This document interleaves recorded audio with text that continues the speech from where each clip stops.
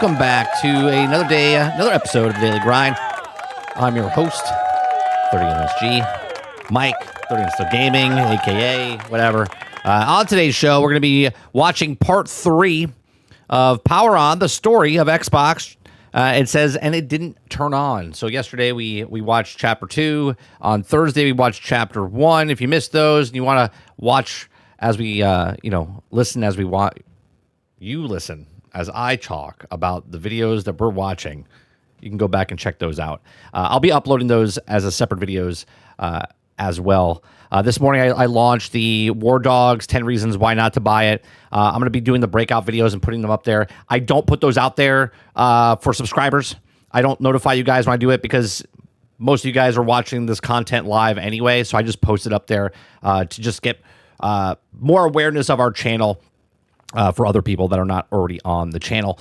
We're also going to talk about in-gaming discourse from Windows Central. Jez Gordon says, in-gaming discourse more negative than ever.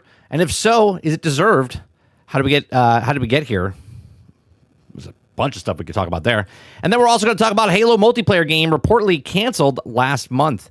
If you guys like what I do, we do this Monday through Thursday from 10 o'clock in the morning till noon Eastern. If you like it, hit that like button, hit that subscribe button. If you'd like to go above and beyond that, become a member.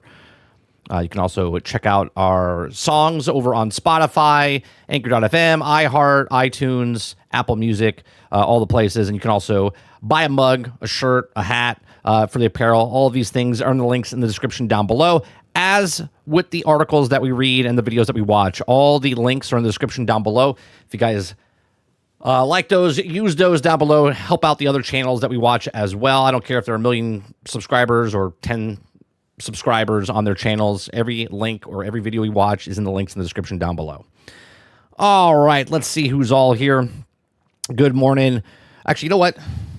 Instead of me scrolling up, let me just do this, participants. If you guys are chatting now, I'll say hi to you. If you're not chatting, well, then you don't get a hi. Jason Marshall, Jesse Mack, JM Ford, Tarnish Gaming, Water Bear. Good morning. Brain Eclipse, Allturn. Thank you very much for coming in and hanging out with us each and every single day. Appreciate you. If you're a lurker in the background, lurk away. I appreciate you anyway for having the stream in the background.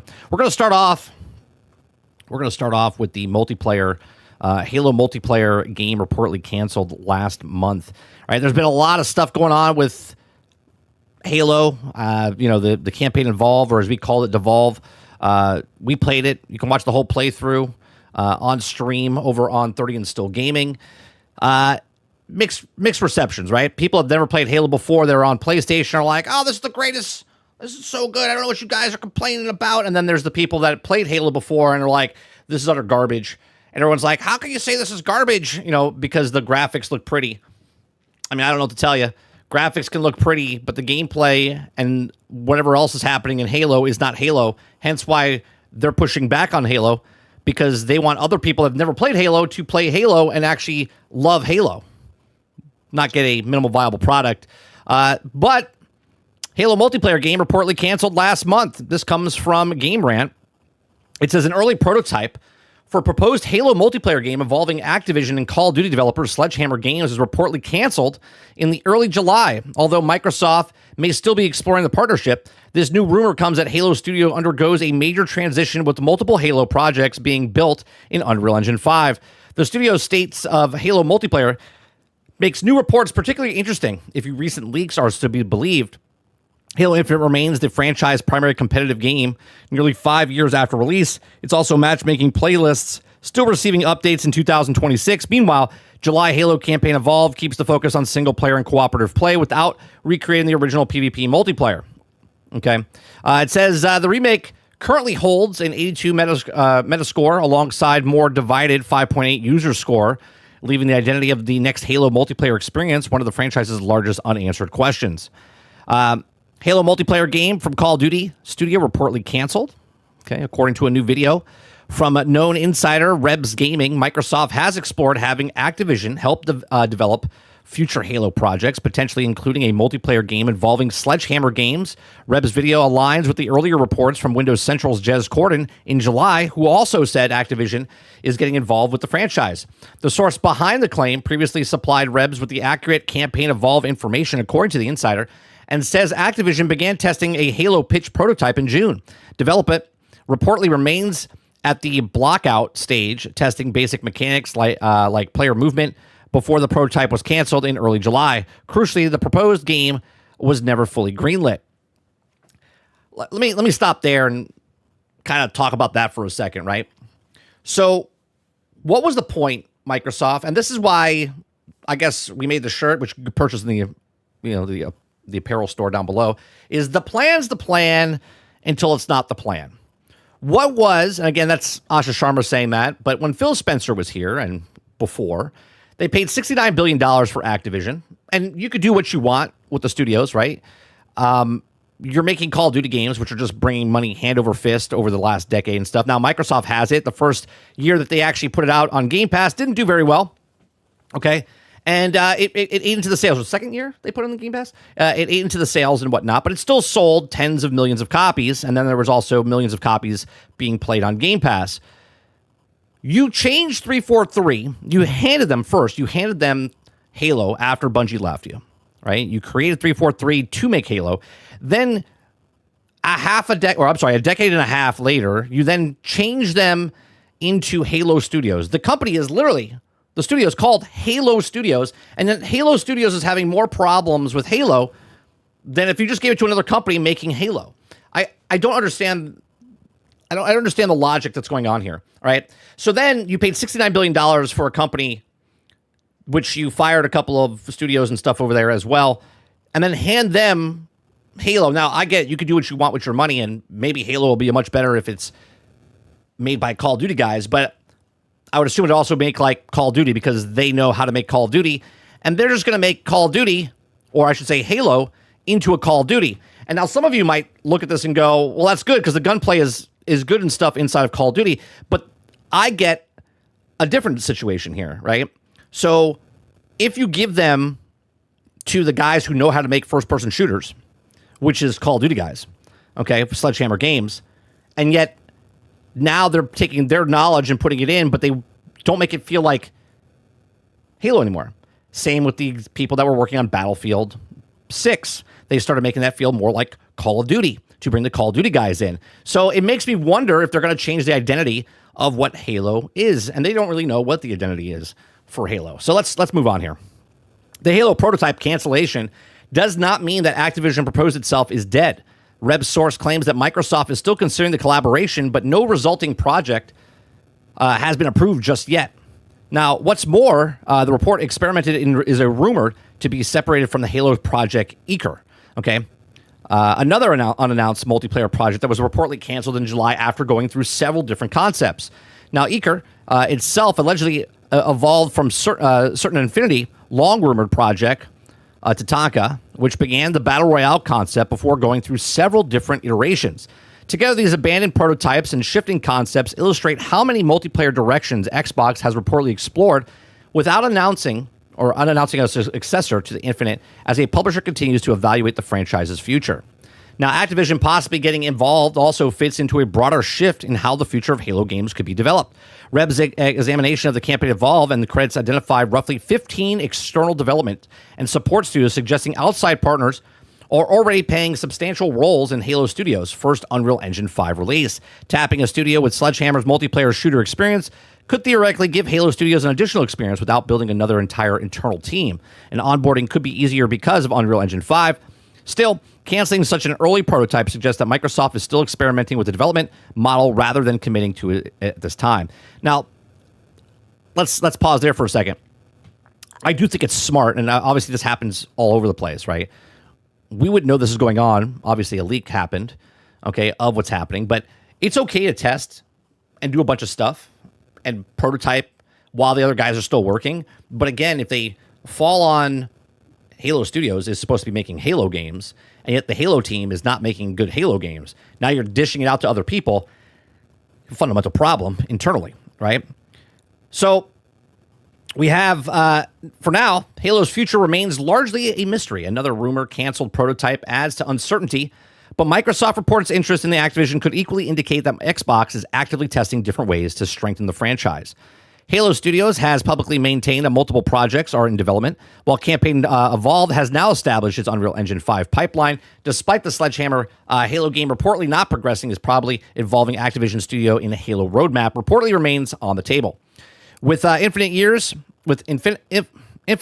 removed from launch and Campaign Evolved leaving PvP behind, whoever ultimately builds the Halo's next competitive multiplayer game could play a major role in defining the franchise's new era. So what do you guys think, right? Do you think this is smart? Do you think this is not smart? Do you think this is a good idea that Sledgehammer Games could be potentially making not the next Halo game, but the next PvP part of Halo? Let me know in the comments section down below. Let me know in the live chat. Please make sure you share, like, subscribe. And if you like what I do here, check out some of our other videos. Appreciate you. What do you think, chat? Do you think this is good or bad for the Halo franchise? It's so weird, right? Now, again, I don't know. I'm trying to think of other big franchises out there that we hear stuff on, right? Like Mario. Is there like 15 studios making Mario games? Probably not. And if there is, they all have a uniform of what Mario is on Nintendo, right? Same with other games in the past. I feel like Microsoft or Halo or Xbox, whoever's in charge, doesn't really know what Halo is. They really don't know what they have. Now, do I think it's smart that they're like, hey, we're lost. We've had 343 make it for 15 years. We've changed up the studio's name to Halo Studios, even though it's still 343, right? Or we took the people that wanted to make Halo that can't make Halo, and now they're like, let's see if someone else can make Halo. I do feel that that's a good reason, right, to try to figure out who else could make a Halo game. But the problem that I have here is that if you try to take this game and have the developers of Sledgehammer, of Call of Duty, make a Halo game, it's going to feel too like Call of Duty. Now, hear me out here. We can have a conversation about this.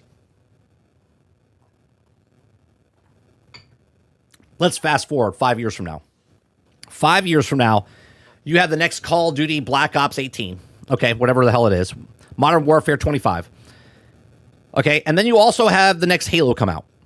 And really weird, all of a sudden you're playing the next Call of Duty game, and all of a sudden you're playing the Halo game, you're like, wow, this feels oddly similar to the style of how it feels, which if you play Halo right now, and you play a Call of Duty game right now, they don't feel anything alike. They're just first-person shooter games. They don't feel anything alike. But now, all of a sudden, let's say Sledgehammer makes the game and all of a sudden starts to make the Halo campaign sort of like a Call of Duty campaign, and then they all of a sudden make the gunplay feel more like a Call of Duty game. Is that even Halo at that point? Or is it just, a Halo skin on top of a Call of Duty game? This is what I'm talking about, right? I think they have a problem here because they don't know what to do. And they're trying to look for answers, and they're grabbing people to be like, hey, what can you do here? And if they start making the game feel different than Halo, what Halo is, well, it's good, but at the same time, it could also blend the lines in between other games they have. Now, this would be completely different. Hear me out here. Okay. Let's say Xbox, let's say Call of Duty wasn't owned, or Activision wasn't owned by them. Okay. They're two separate companies, Activision and Halo Studios.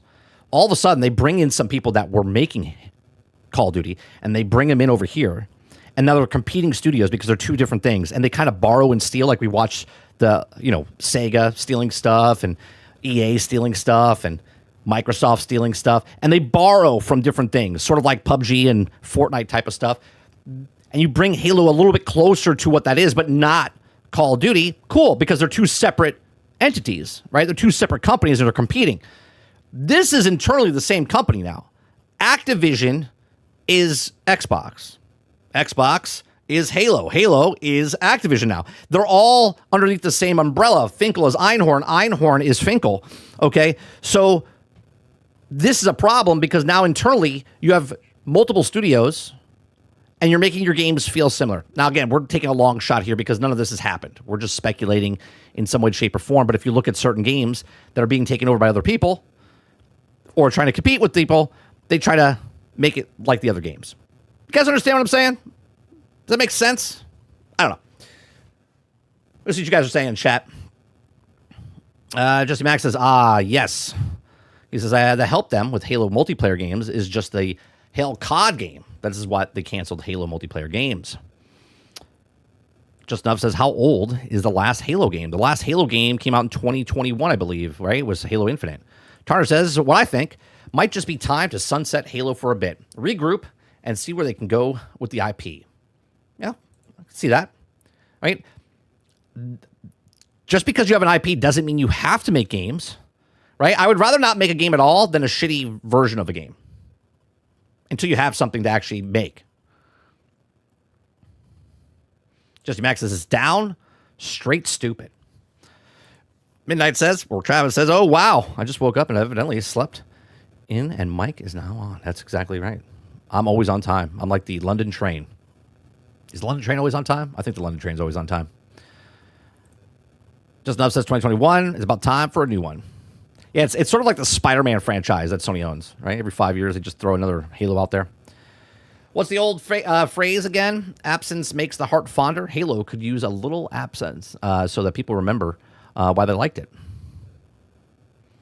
Waterbear says, COD, Halo Edition. Hell COD. I don't think you have to take a decade off. I really don't think you need to take a lot of years off because it takes 4 to 5 years to make a game anyway, right? So you can go away and still make a game every 5 years. But if you're going to make a game, just make sure you're not making the, as you guys said, COD Halo Edition. Kind of weird.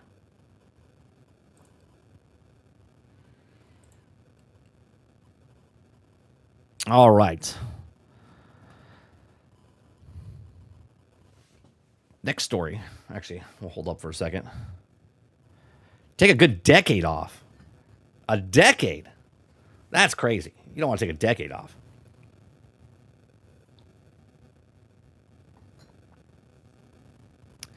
Decade off. That's one full Beyond Good and Evil 2. and a half, actually. And a half. That's 15 years.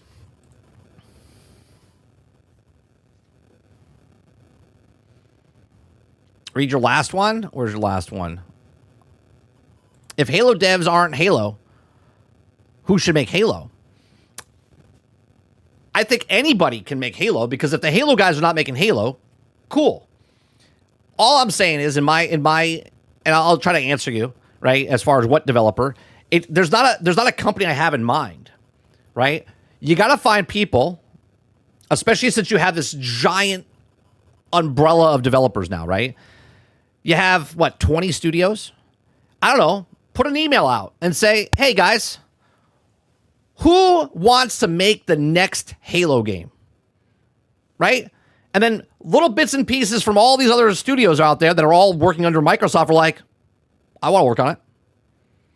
Right? Not handing somebody and going, here, you're making this. And they go, I don't even want to make Halo. I don't even like Halo. Like, you have 20 studios. Put an email out there. Asha says, hey, who would like to make Halo? If nobody wants to make Halo, Sarge, someone's got to want to make Halo. Somebody was like, you know what, we can make a good Halo.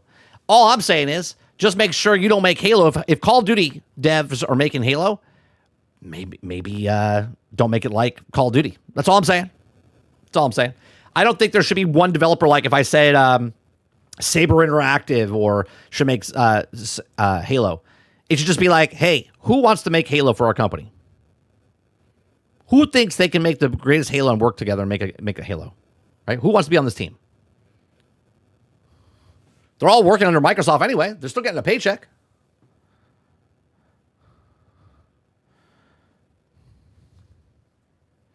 Here's the problem. If someone else is making Halo, then what you used to do, we have for Halo Studio. Halo Studio can still make Halo brand games. Technically, they should be the only one making Halo games because they're Halo Studio. But if they're the ambassador of Halo and make sure that other people, so they get the ideas for Halo and go, okay, they try to find who can make it, maybe more of a consultant than the actual developers, because obviously they're not very good at developing.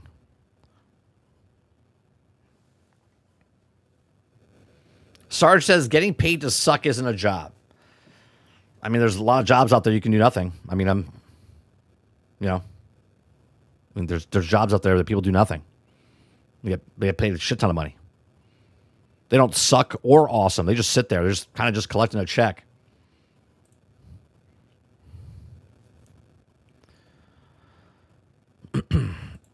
And it says with the next exact opposite of what we got with Halo Campaign Evolved. The music never shuts up, even in the cutscenes. And instead, oh well, can't go to explore the collections. Let's go find every 600 collectors. They still pay people, pump gas in Jersey. That's right.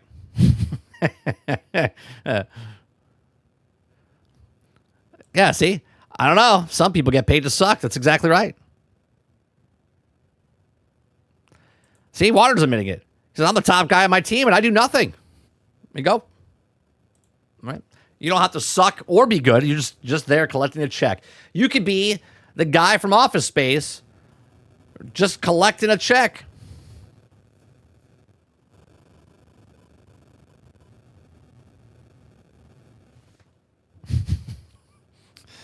All right. It's hard to I don't know. If I was Microsoft, let me go back again. I don't want to go to the next story yet. If I was Microsoft, I'm Asha Sharma. I know nothing about video games, right? She has to know that Halo is like the brand title for Microsoft, right? Has to know. Like by passing, my grandmother, who was alive, knew what Halo was and knew it was part of the green box. Okay. So you would have to think that you'd be like, yeah, we have to make, we got to start from the foundation. And the foundation to help Xbox become Xbox again, from what it was in the past, is that you have to put the foundation, and Halo is that foundation. We actually talked about this years ago when we talked about how, they took Halo off the box and put Starfield on the box, and they lost what Halo was. Like, that is your brand. Mario is Nintendo. I would say, Gran Turismo or God of War, right, is what Sony is now. Okay? Astrobot type of stuff. You have Gears on Xbox. You have Halo on. Like, this is foundational level IPs that you need to make sure that these IPs are like, right? Like, they're just perfect. And if you're not making these games to be the foundation of your company, then what the fuck are we even doing?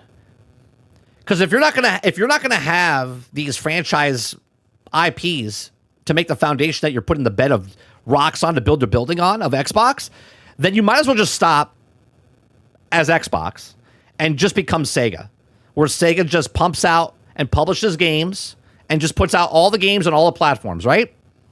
Because if you're going to make a console and you're going to be in the business, then you have to have a foundation of why people need to buy your system.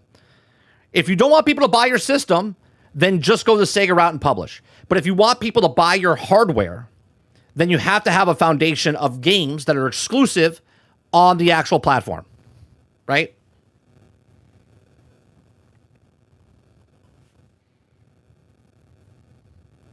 Water Bear says, Netflix is announcing GTA exclusive for 1 year on the 27th. I will laugh my ass off, Water, if they have Grand Theft Auto 6 through cloud on Netflix. I will laugh my ass off.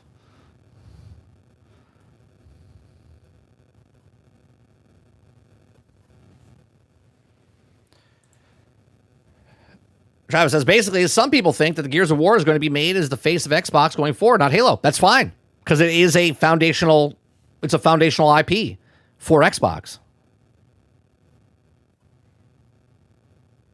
Right? That'd be fine. But you need to have more, right?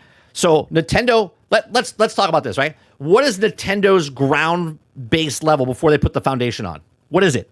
Nintendo, we got Zelda. I'm sorry, Nintendo. We got Mario. We got Zelda, right? Those are two huge. What else you got, right?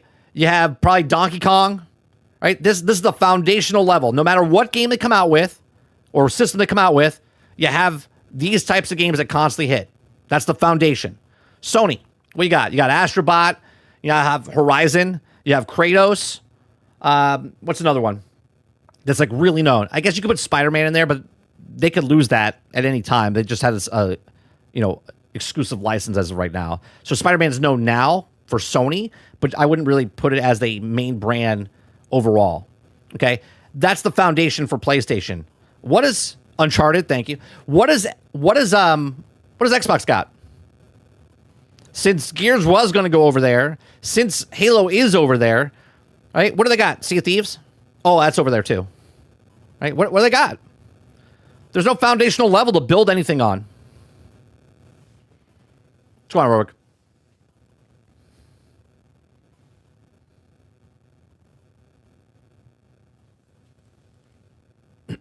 I have a great idea. Hear me out. But let's have Xbox hire someone who teach Asha what they have. No, I don't think so. I think I think I would have to give her capability of being able to talk to people and find out, hey, okay, what's our foundational stuff? What do we want to make for our next box? Why would people buy the next box?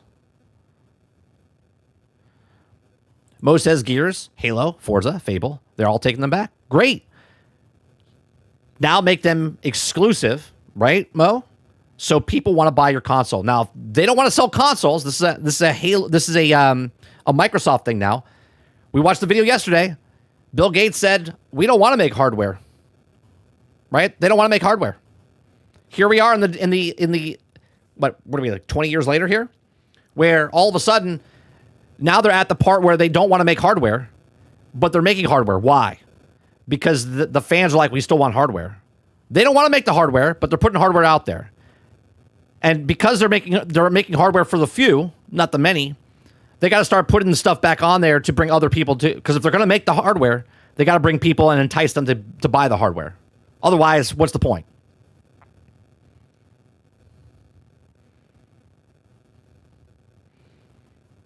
Go on, Kylo.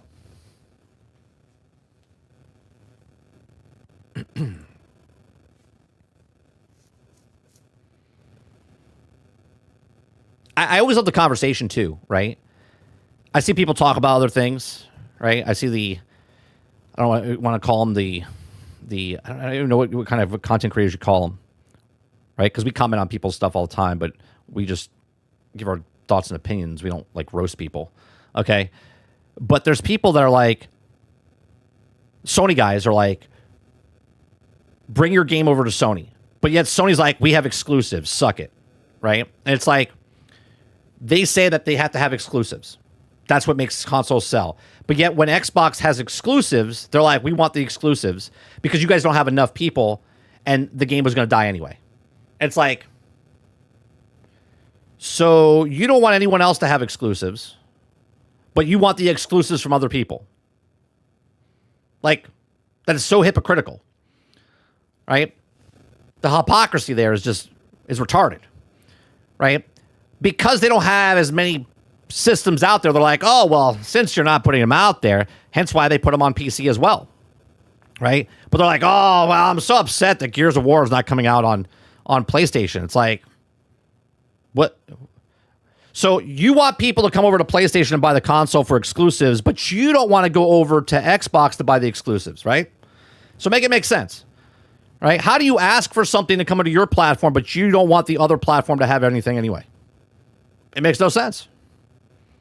This is why I'm not retarded and pick one side or the other. I just play games where I want to play. Choose where I want to play. If that game's interesting, I'll go buy your system. I bought a Nintendo Switch 1 because of Ultimate Alliance 3. It is what it is. Oh, yeah, Mo. People are freaking out. If Elder Scrolls 6, and when they bought Bethesda, I was like, they can make Elder Scrolls 6 exclusive. They have every right to do it. Every right to do it. They're like, well, if they do that, they're gonna screw people over. It's always... I don't know what to tell you, man. Right? You want exclusives for your console, but you don't want other exclusives for other people's consoles. Doesn't make sense.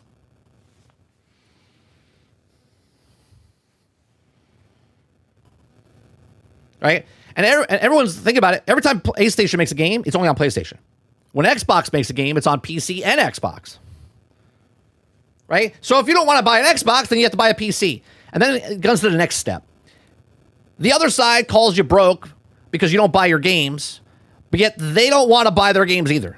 And they also don't want to buy the exclusives on the other platform because reasons, right?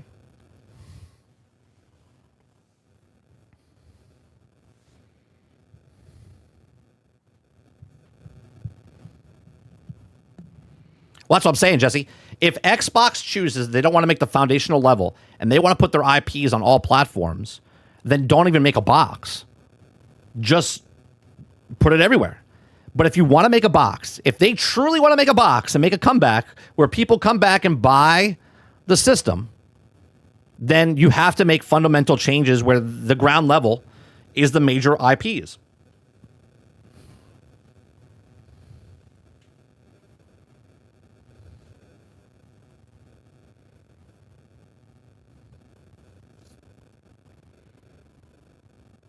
Sarge says, if you make Elder Scrolls 6 exclusive, you will sell less copies. Why would you want that? They need a sales. Make it make sense. The point is, Sarge, if they go the route, okay, and they don't want to put it on PlayStation, right? Obviously, if Elder Scrolls 6 costs $400 million and they don't have that many consoles out in the market, PC and console, and then everything else in between has to sell it. If it's $100 million, $200 million to make this game, and they don't put it on PlayStation, that makes sense because they can still make their money back on what the platforms they're putting it on. But if they're $400, $500, $600 million to make a game, of course they can't put it out. They have to put it everywhere, right? But the fact that if they choose to put it only on Xbox to sell consoles and PlayStation fans get upset at them because they're like, oh, well, the game's going to fail. Go buy the system if you want to go buy the game. It's that fucking simple. They preach from the rooftops. If you want to play Wolverine, you got to buy a PlayStation. If you want to play God of War, you got to buy a PlayStation. Yet, if you want to play these games that are exclusive on the other platform, they're like, well, I don't want to do that. You should bring it over here. What the fuck are we talking about?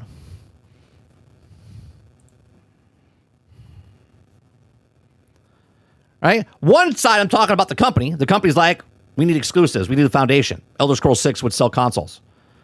The other side is the customers. They're like, I don't want to go buy a console. I want to stay over here. You should put it on this side.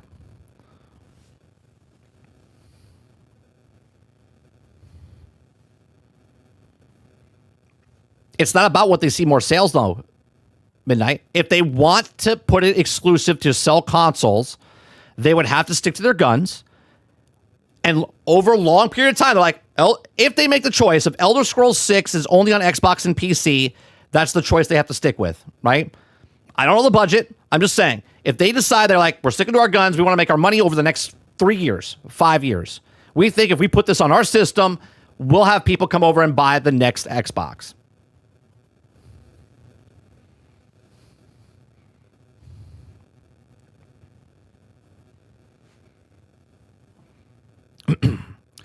Because Sony players don't want to own a crap box. They want to be on a system they want. Now, just take that and take your crap box and say Xbox players don't want the shitty station, okay? Because they want to play where they want to play. It's the same fucking thing. What are we talking about? If they want exclusives on their platforms and they don't want to buy the platform because they don't want that box, so guess what? That is your choice. I don't want to go to that system.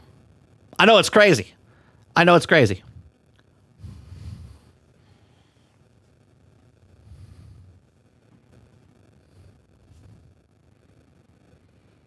The costs are too high to be exclusive now. They're bloated and they don't have the talent to make under budget. Sure, but it's not exclusive. It's on PC and Xbox. All games on Xbox are on 2 platforms from the start. I don't know what to tell you. And that's just on actual platforms.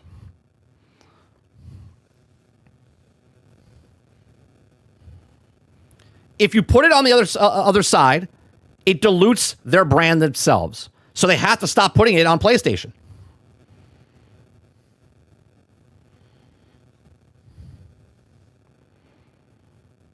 Charter says, plus it doesn't matter how you feel if it sells on a certain system. That's their decision, just like with the Nintendo, where they put their games. Exactly. Look, I know it's crazy to think about, but the Wii U sucked as a system. Right? Here, let's look at the top selling game consoles of all time.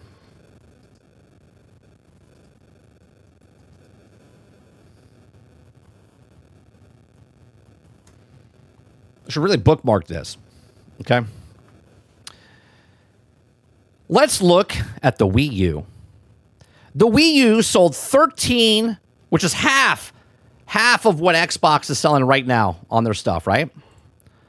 13.5 million. Where is it? Right here. Okay, right here. 13.56 million units. Came out in 2012. Right? It's been out for 15, right? 10, 12, 11, 12, 13. Yeah, 13, 14 years. Sold 13 million copies. Is Nintendo hurting? Are they hurting? The Switch didn't come out, right? The Nintendo Switch didn't come out until 2017. 5 years. So the Wii U was out there for 5 years. People were still buying the Wii, which is up here at 101 million. Nintendo's still around. They had to change. They had to change. They're like, well, nobody wanted that console. How do we make it better? They made the Switch 5 years later. So are we supposed to be like, companies are not supposed to try anything? Right? If they're coming out with a console, if Xbox is coming out with a console, if the Helix is coming out, and they want to put their console games exclusive on their console and PC, why is that a bad thing? Because you don't want to buy their new console. Then don't buy it. But if you want to buy it because of their exclusives, guess where you have to go? Just like Sony. Just like Nintendo. And the only difference, there's a big difference. Xbox is always on PC and always on their console at the exact same time.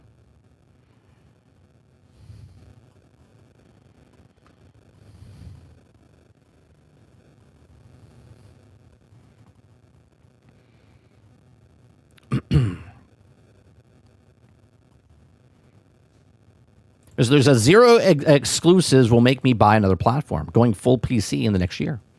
I've already done it. Because I already know, right? And this is how Xbox has hurt their brand. Okay? If all games, now that I have a PC, and all Xbox games come to PC as well, then I don't need an Xbox at all.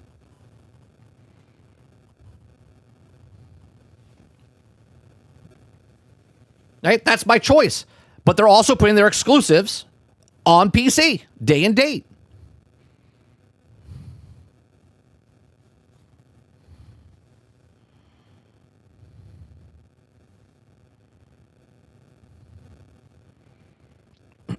Waterbear, thank you very much for the 10 jewels. What is that? Guy in a fetal position?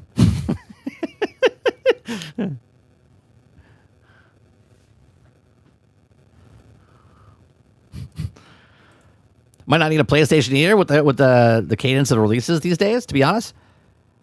Right. And even if you have a PlayStation, the PlayStation first-party title games are not selling very well. It's Xbox hiding? Okay. All roads lead to PC. That's what it is. One, you have Xbox that basically has made their system obsolete because even if they put exclusives, they're still putting it on PC. And the other side's making a monopoly, and you can only buy from their service. So it's pushing people away. And they're all going to PC.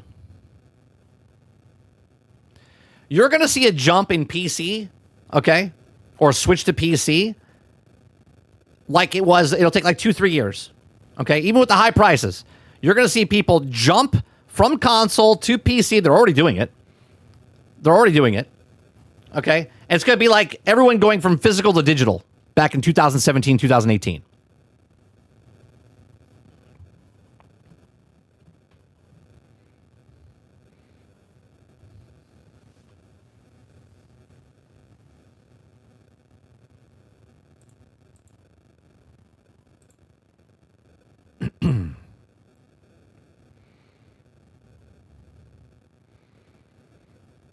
Yeah, but why would you buy the... All right, let's go with that for a second. If they're smart, someone will present a fourth option. I say Sega, but I doubt it. Okay, let's just say they do another option. Another unknown person puts their hat in the ring and starts making a console. Why are you buying it? Oh, I know.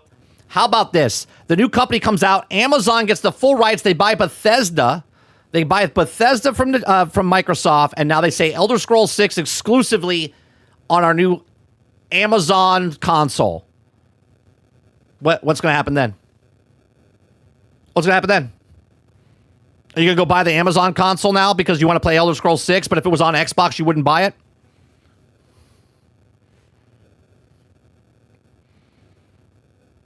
Like, make it make sense.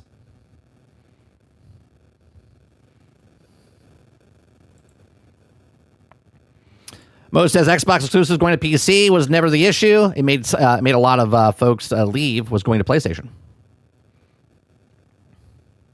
Always wondering where the game's going. I'm too old for that crap. You launch on my platform, I buy, simple as that. Right? And if you're interested in the game, you'll go buy the other platform. If you're not going to buy it. It's that simple.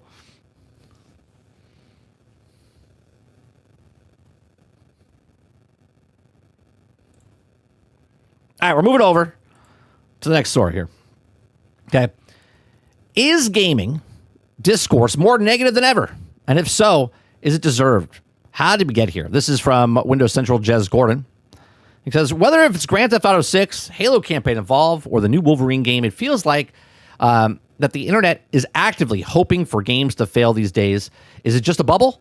Or has it always been like this? Or has something changed? You know, I put a tweet out. Let me bring up my tweet. I put a tweet out the other day on one of his posts. And of course nobody. Let's see. Let me go my replies. Yeah, here it is. All right. This was my reply to Jez. Jez put out, why is there a hate movement for GTA 6 if they don't all know it's going to be the fastest selling game in history?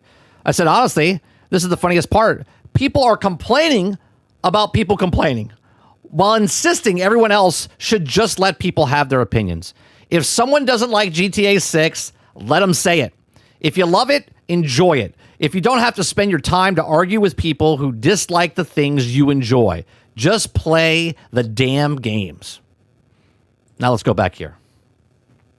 Okay. Right, so everyone on the internet is angry. I guess that's nothing new, but things worse than usual. If someone's angry about a game, that's their opinion. If I say X game sucks balls, it's the worst fucking game I've ever played in my entire life, it's a piece of shit and no one should play it, you as the person that likes the game, you don't have to reply to it. You don't have to reply to any of it. You can be like, well, that sucks for him. I'm having a good time. I know, it's that easy.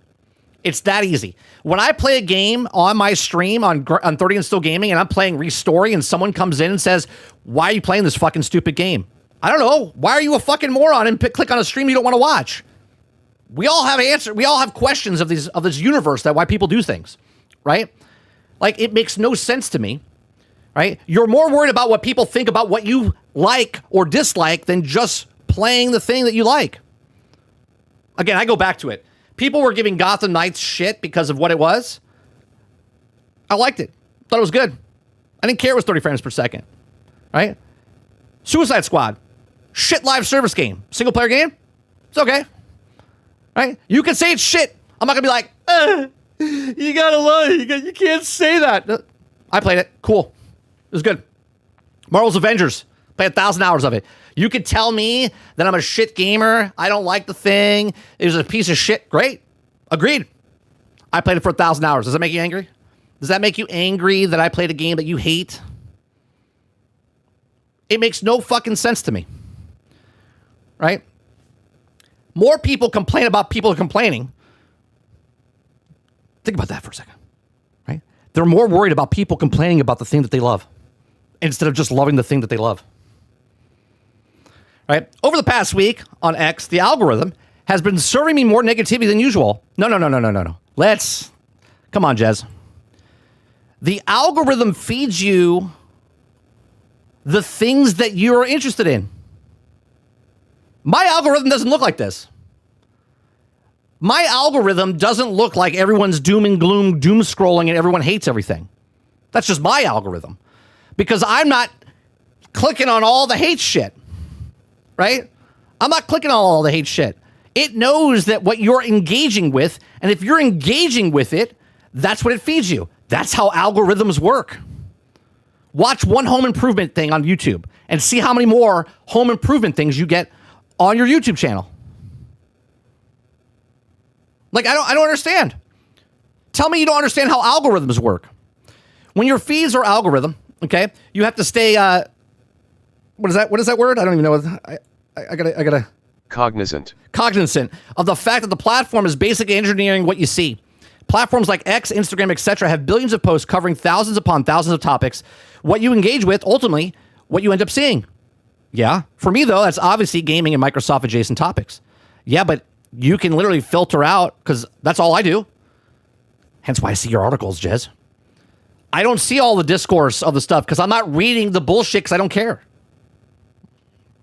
Okay. For whatever reason, X has been boosting visibility for negativity of a variety of upcoming and recently released games. Wolverine for PlayStation 5, for example, is currently the subject of memes and mockery. GTA 6 is also a pretty broad hate campaign going on. A hate campaign? Bro, what's going on, Mr. Z?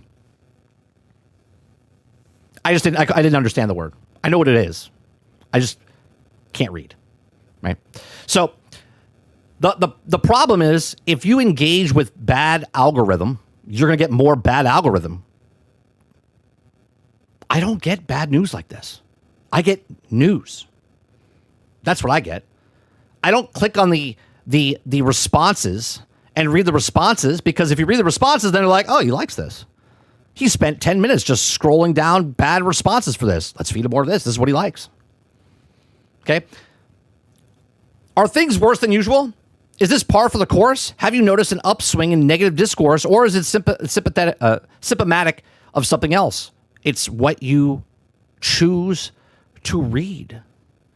Here, you want to know something? If you want to watch a video on YouTube, let's say you do watch a home improvement video because you're like, oh, that's interesting. All of a sudden, you click it, and then all of a sudden it starts to feed you more. Go to your history and delete that one video. Delete that one video, and then refresh your page. It goes, oh, he's not interested in this. And then it feeds you things that you're interested in. That's how algorithms work. Right? If I say, okay, I want to do an investment, right now your phone just picked it up. It says, oh, he likes investment. So now you're going to get ads for investments, right? You're going to get videos on investments. That's how it works. It says, here you go. We feed it to you. And then you go, oh, look at that. I was thinking about investments. And you click on it. And then it goes, oh, he interacted with the investment video we sent him. Let's send him more investment videos. So if you interact with negativity on Twitter, guess what? It's not Twitter. It's not out to get you. It's feeding you what you want to read. And then the advertisers are on there because they're like, oh, this guy's I want to advertise on people that read this stuff. I know it's crazy. At least with regards of X, since the platform began paying people for their tweets, it seems to have amplified and incentivized some negative behavior. Humans seem hardwired to engage with negativity in general. It's likely evolutionary reason. Okay, for this, I dig deep enough. Avoiding mitigating negative outcomes is a survival trait. It really isn't. It really isn't. Social media platforms to boost engagement. Everyone knows it. Articles with negative headlines simply get more clicks. With Google, etc. Use a positive signal. This is why more often you see negative headlines, even if the outlet author the question tries to keep things balanced. Positive content simply doesn't surface as often. That's not true. That's not true. You're blaming the platform when it's just your habits. It's just your habits. Even if they show 10 negative videos and one positive video, if you click on one of those 10 negative videos, it's going to go, oh, he likes this. That's it. Okay. He says, I do a absolute best to stay out of it and keep things balanced, but the algorithm doesn't really help my visibility therein. I said as many hate comments saying I'm an Xbox shill as I do saying I'm an Xbox hater, because ultimately the algorithm that decides which aspects of my content you see. Okay? It can be simple cease algorithm perception here on my end, but I also see an uptick in people commenting on said negativity and nitpicking. All right, let's break this down.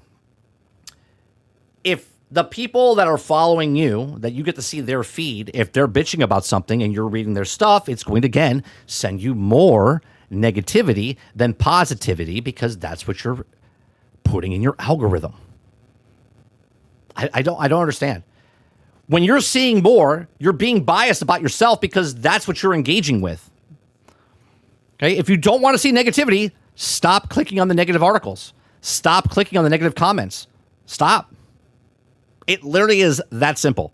It could be a simple case or negativity, whether or not recent games like Wolverine or hate campaigns against the recent movies like Nolan's The Odyssey, needless, politicize or polarize, seem to socialize media strategy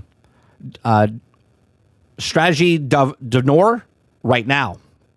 Okay, there should always be room for genuine constructive criticism, of course, and I argue that with less constructive criticism is valid free speech context, as long as you get pushed back for anything that else is either outright dumb or at least very least ill-conceived.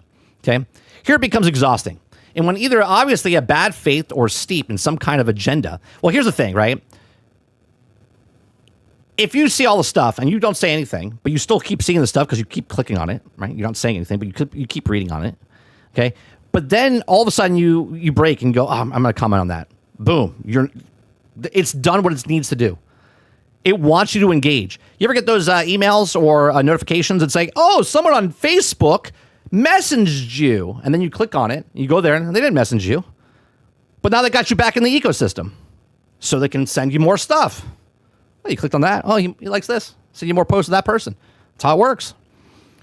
Okay. It's getting a collateral negativity right now, owning a PlayStation decision to kill physical discs. Well, that is a bad decision. A plan that has also large swaths interrupted up in arms. It reminds me of negative blowback some Xbox One games got back in the day, unfairly to in many views. Okay, like Rise, Killer Instinct, and even Titanfall, as Xbox DRM plan was met with a similar. Well, it should have. That actually should get pushback. And if you care, you should see that in your algorithm because that's what you care about.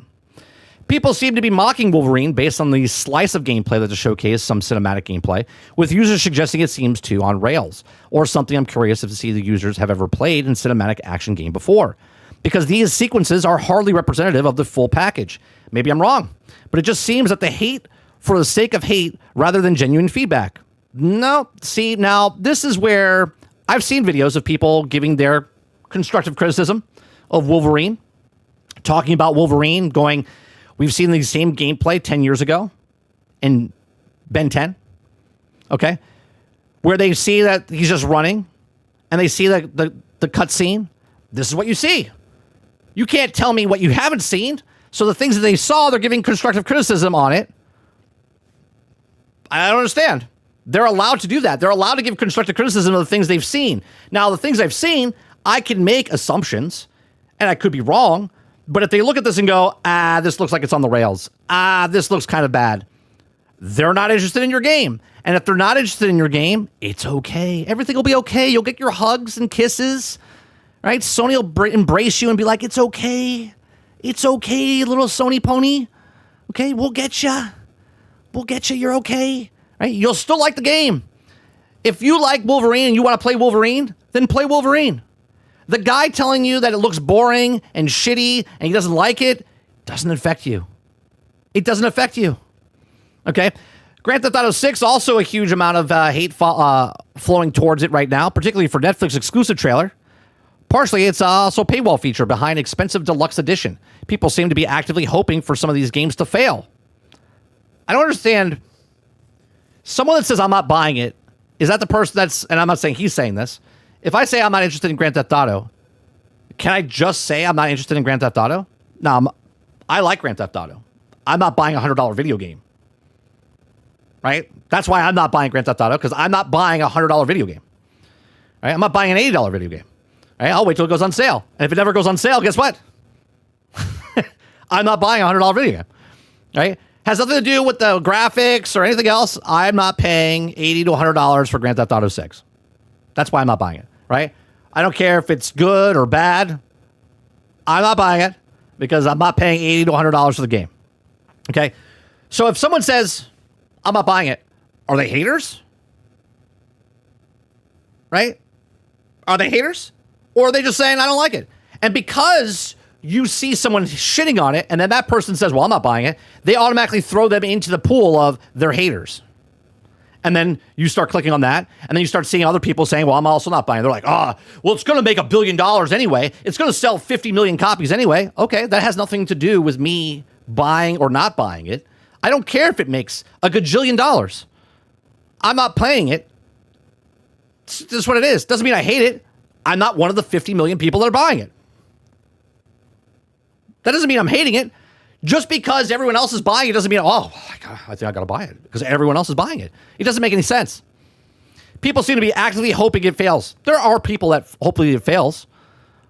But to lump everybody in that they want it to fail because they're not interested in it is mind-boggling to me. Sometimes it seems that to be less about the gameplay, really, people seem to be less tolerant and more aware of corporate greed than I've noticed in the previous years. You're welcome.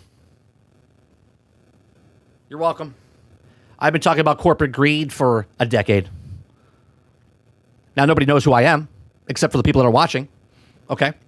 I've been talking about corporate greed forever. Now everyone else is talking about corporate greed, and now everybody's talking about corporate greed. Right? So now it seems like everybody's talking about it. Before it was me, and I was just a hater. Oh, he's a grouchy old guy. He doesn't know what he's talking about. It's not about corporate greed.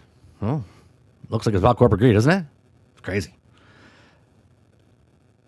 Right? In previous years covering the industry, and maybe there are other avenues to express it regardless of the collateral. It feels beyond gaming too. The problem is that the anger is feeding grifters. Oh, for God's sakes. I fucking love... Think about this for a second, chat. People that are watching... Hold on now. Because these people are writing articles, right? People like Jez and Paul Tassi, they watch the people that they call grifters. Okay? They watch the grifters that they call grifters. But they're feeding into it. Again, they want to know why their feed is filled with negativity. They want to know why the stuff is like this, but yet they keep watching the people they don't like. They keep reading the things that they don't like. Why? Why? If you don't like the grifters, then don't watch the grifters. Are you jealous that the grifters are getting views? Because the people that are watching the grifters, these so-called grifters, they want to watch that. You want to watch that. Hence why you're watching it. Hence why you're reading about it. Hence why you're writing about it. Right? Furthermore, I argue that the grift political... Wait a minute. Highlight political... Okay. Problem with the grifters who are also less concerned with the actual corporate shenanigans. The more interested in writing the negative highlight political agenda, many of the people evidently don't even game with any regularity and have just seen the opportunity to farm engagement. Okay. Furthermore, I argue that the grift, political or not, buries legitimate feedback at times. Don't engage with it. I'm not sure about humans were designed to subject 24/7 drip feeds of negativity. At least all individual game developers and creators who aren't responsible for the decisions of their higher-ups have written some pretty shady critiques of World of Warcraft writing in recent months. But I hope that they're also at least constructive and presented in good faith. Perhaps people are just generally angry right now, too. I mean, we're going deep here. I mean, I'm assuming some people are upset because of real-world shit. But if we're just talking from a gaming landscape, a lot of people are upset about gaming because they're being told that they can't own stuff anymore. They're being told that they have to pay subscription models. They're being told that if you want to buy something, you have to pay $400 more than you did a year ago. I would be pretty angry. Right? Why wouldn't you be angry? Fuck you, Sony, for raising the price. Fuck you, Xbox, for raising the price. Right? What? Why? Fuck you, Nvidia, for raising the price. Oh, he just seems angry. Yeah, I'm angry. Because we're 6 years into the cycle and you're raising the prices. Right? Global economics revolve around benefiting the few over the many, with opportunities limited to the honest work no longer providing a decent quality of life. Perhaps gaming is a convenient outlet for expressing anger. This is necessarily stemmed from gaming directly. Gaming companies are visible online individuals who also work and are often interacted with the public, unlike other types of industries. I hate to tell you this, but because of Twitter, every company has the same scrutiny as gaming companies. We've talked about this before. Community gamers, okay, community Community managers, okay? Community managers are the divide of the people that are hating, people that are giving constructive criticism, and people that love the thing to the developers. The developers don't need to be on. They don't need to read the stuff. They shouldn't read the stuff. But they like it. Hence why they read it. Hence why they get upset about it. Hence why it feeds it. Hence why they write its algorithm. And it keeps going over and over and over and over and over. Right? So there's more of it because they think there's more of it. Stop reading it. Stop clicking on it. Stop watching it. The people that want to watch it are watching it. But don't complain that people are watching it because you're not getting watched. Like, what are we talking about? It's perplexing me somewhat. Because I feel as though I have more high-quality games to play than ever in my access in my life. Mortal Shell 2 just came out, and it's awesome. Star Wars Zero Company is on the horizon. But yes, Star Wars Zero Company is an EA company. Published by EA, and EA, well, they're in a bad spot, right? Horizon and seems awesome too. Gears of War EDA plays fantastically well. Oshima, okay, here is also excellent as well. And played Blood of the Dawn Walker, looks interesting. There are also a dozen of indie games I haven't even gotten to yet, and I want to play as well. Great, so play them. So just focus on that. Don't focus on the people that are hating on the games that you like. It literally is that simple. There's plenty of games that have disappointed me, but I tend to just move on from them. Jez, you put the answer in your article. You literally put it in your article. There are plenty of games that have disappointed me, but I tend to just move on from those rather than making hating them an entire personality. Great. You just don't care about those. So then why do you care about the grifters? Why do you care about the hate of the games that you like? Just like the games that you like. They're just video games, right? Something else will come along, something better. But I could also be wrong, sure. Maybe the naive to overly optimistic or more tolerant for the issues, the gaming industry, and facing unprecedented disruption, producing more layoffs than I've ever known since doing this. Traditionally, gaming audiences are being devoured by non-gaming activities and spent in the users is spending more time in the free-to-play games without actually spending any money. Ownership rights are under threat. Right? And it's unclear if the hobby will even be affordable in the future thanks to Team Altman hogging all the RAM. It's an odd thing. Right? Here's more games worth playing than ever, but more reasons to generally concern about the direction of industry as well. Well, the funny part is you answered all your questions why people are angry. Okay? Because there are more games than ever to play before, because there's more companies than ever before, which means there's going to be more layoffs than ever before, which means there's going to be more problems than ever before, which means it's also more expensive to buy your games now because they're not $60, they're 70, 80, 90, 100, 120, 150, all depending on the platform or edition you get. Okay? And then they're telling you that you don't own the stuff. So why wouldn't people be upset? Why wouldn't people be why would people be okay with this? Right? If you don't want to see negativity, then don't click on the video. If you don't want to read the negativity, don't click on the comment section. Move on. But you can't help yourself. Jez can't help himself. I can't help myself. You can't help yourself because you want to see the stupidity that someone says. And then you want to comment on the stupidity of what someone says. And then it's a perpetual cycle that just keeps feeding the algorithm. And if you don't want any of that, you just don't click. But these are just my thoughts. Let me know yours in the comment section down below. Please make sure you share, like, subscribe. And if you like what I do here, check out some of our videos. Thanks for watching. All right, let me scroll back up here. Let's see what you guys are talking about.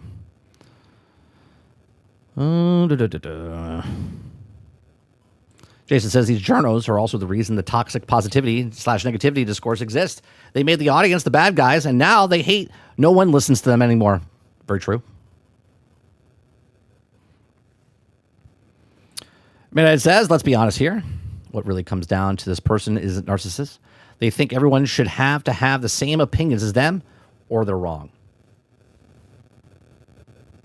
That comment's really weird coming from you. I'm just saying. That comment is really weird coming from you. I get you've grown over the years, but literally, I mean, wow. That's crazy.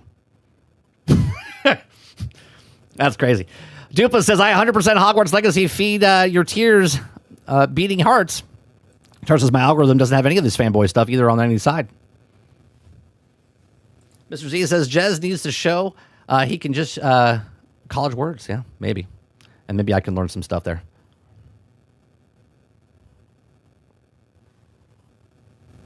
I can just imagine Jez's algorithm, 100% of trolls. I'm assuming that's what he's feeding into. Just Enough says YouTube comment section is a deep, dark hole. Mr. J says, watch YouTube without signing in. You'll get a whole different experience. Yeah, or just delete your history. Just delete the thing that if you happen to watch one video and you went down the black hole, just make sure you go back and delete those. Otherwise, it's going to keep feeding you those. The easier thing is just do what you did. Just don't sign in. Or go incognito.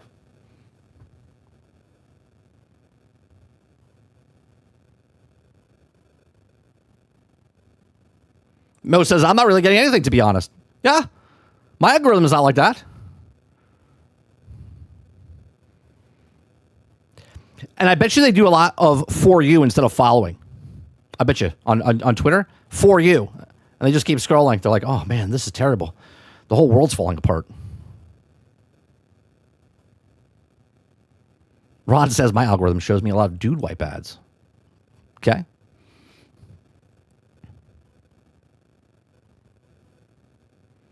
Mr. Luke says, no, 30. He doesn't understand. I'm so confused on how the algorithm thing is confusing to people. They're like, I don't understand why anyone's not seeing my videos because no one wants to watch your video.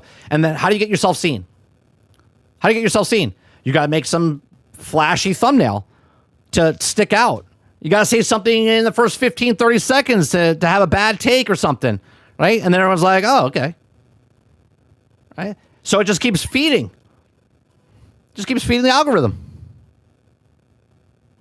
Sarge says, clear your history and start clicking on puppies, positive things for a few days. You don't even need a few days. A few hours. Done.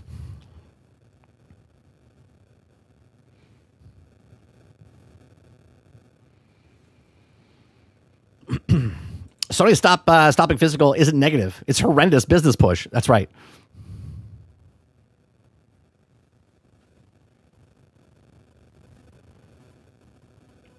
Elena says, Jez always writes these cringe opinion pieces.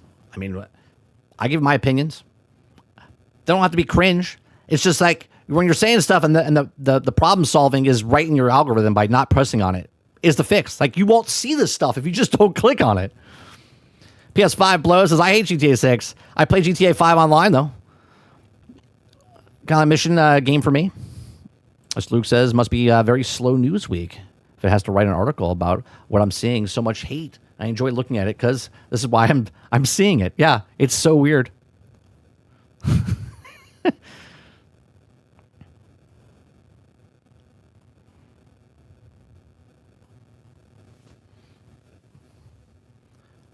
Sarge says the grifters are the media. I would say there's a lot of, I mean, look. Why is Jason Schreier all of a sudden on YouTube? Is he a journalist or a grifter? I don't know. It's for you to decide.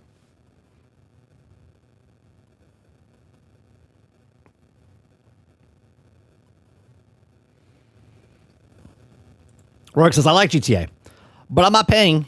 I'm not paying that much for a game. I think 70 is just way too much for most of the games coming out.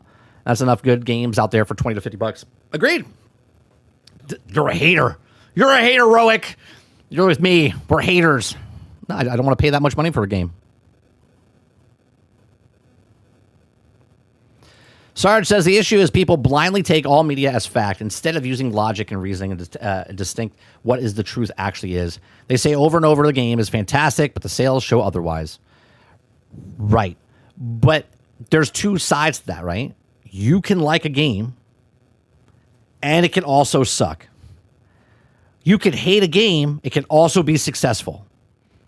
Two separate entities, right? But to trash night for whatever it is, if it's a great game but you hate it and you're trash nighting for it to hate, like it's a bad game but yet sales say otherwise, and if you trash night, if you love a game and the sales are shit and you're trash nighting for it, if you like the game, you might want to stay quiet, right? Don't get offended if someone doesn't like your game, which would be the majority of the people don't like this game, or if you hate a game and the majority of the people love the game.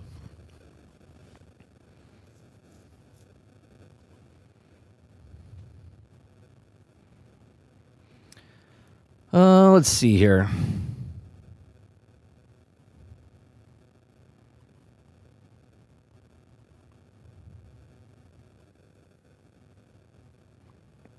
Am I missing something? Oh, it scrolled all the way down. There we go. Let's see.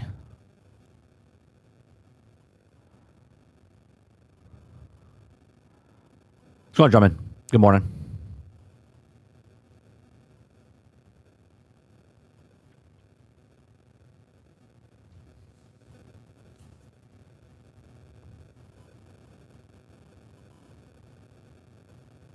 Midnight. Travis says, funny thing is, outside this channel, most of my videos are this amazing game coming up. Well, first of all, I'm not in anyone's algorithm. So, if you're subbed, I'm in your algorithm. And if you're not subbed, I'm not showing up because YouTube doesn't know where to put me. Just saying. I guarantee you most channels don't have the subscribe to unsubscribe amount that I do. I'm over 80%. People that watch me are subscribed. Right? Most channels have 20/80, where they're less than 20, like just over 20% are watching their stuff, and they're begging for subscribers. I don't beg for subscribers. Right? I like a speed bump. I go over it. Right? If you like it, hit the like button. Subscribe. If you want to go above that, become a member. Right? Boom. Done. I don't sit here and ask for a bunch of stuff. I don't care. I'm going to do my thing. If you like the thing I'm doing, enjoy. If you don't like it, fuck off. I don't care. Yeah, if you think my content sucks, great. Thanks for watching. Because there are people that hate watch me. Hello. Love ya.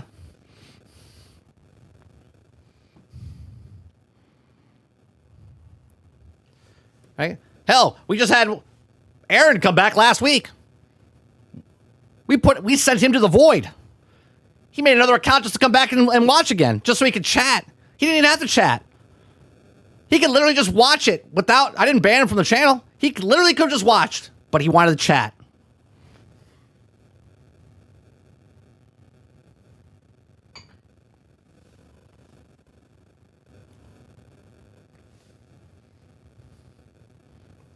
Exactly, I'll turn. Yeah. There you go. All right. I'm gonna do this regardless. Was he sent to the void again? No, I didn't send him to the void again. Nope. He was not sent to the void again. Although, I do need to swap out one of my emotes and put the Thanos snap or something, like the guy he's about to snap or something. Yeah, I think that's what we need to do. Or just put the void.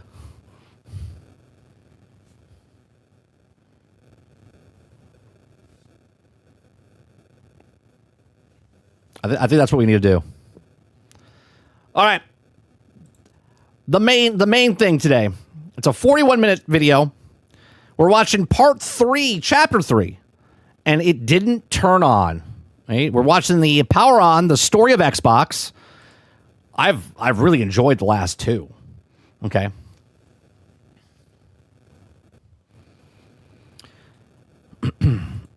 Aku says, "Sorry, did you see my comment about the mic static?" No. I have mic static?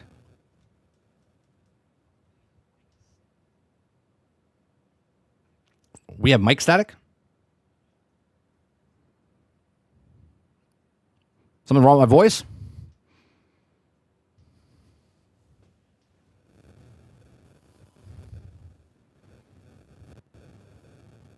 Dupa says, still waiting for when 30 puts David into the Discord channel by himself. Oh, man. Dupa, it's a thing every day for myself. I'm like, should I do it today? Nah.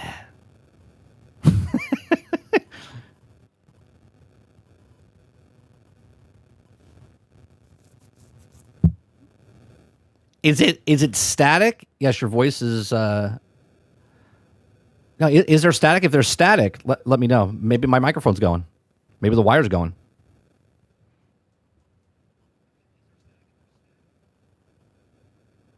Maybe there's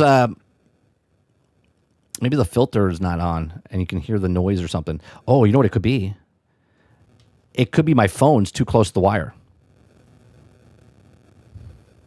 Might be the beard. No, that would be the beard.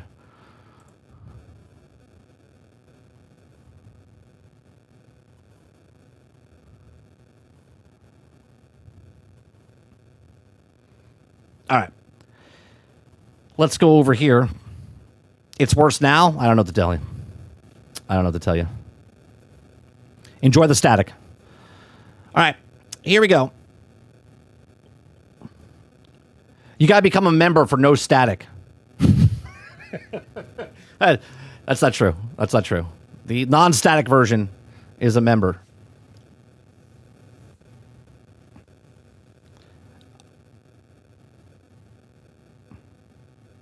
All right, here we go. Let me find it. Let me watch it real quick.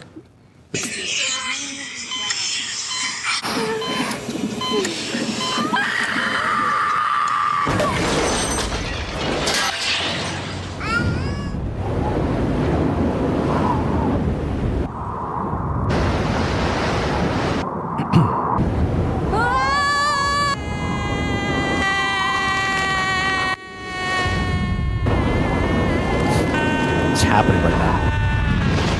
What the fuck are we watching?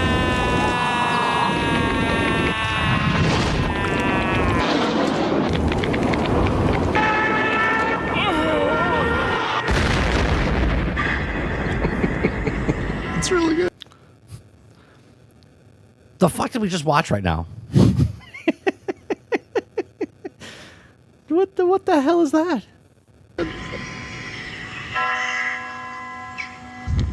I love it. The ad was polarizing, and it did end up getting banned. Stations would not run the ad because it was, so shocking for people. There was tension for the company to be doing this gaming thing because it was really different than really the image that the company was trying to cultivate.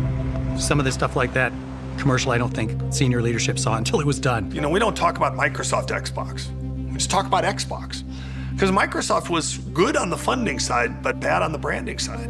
And if they wanted to go market it like they market Windows and they market Office, it was a deal breaker. It was not going to be successful. The games industry did not speak the same language as Microsoft.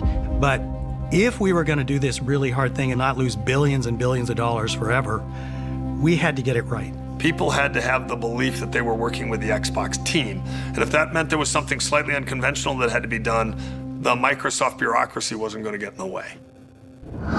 There's a new Actually, real fast. I want to see something real fast. Let me see if you guys are... Let me see if you guys hear the static still. contender in the video game wars. Xbox is going to be the future. Truly the future of video games. Xbox. Taking over the living room. Limitless, connected digital entertainment. You guys never understood. The company is going to face fierce competition. Sniper! It's a ticking time bomb. Makes me very nervous to actually play this for you. Xbox getting a major overhaul. A bold vision for the future of gaming. Is my voice okay at this volume?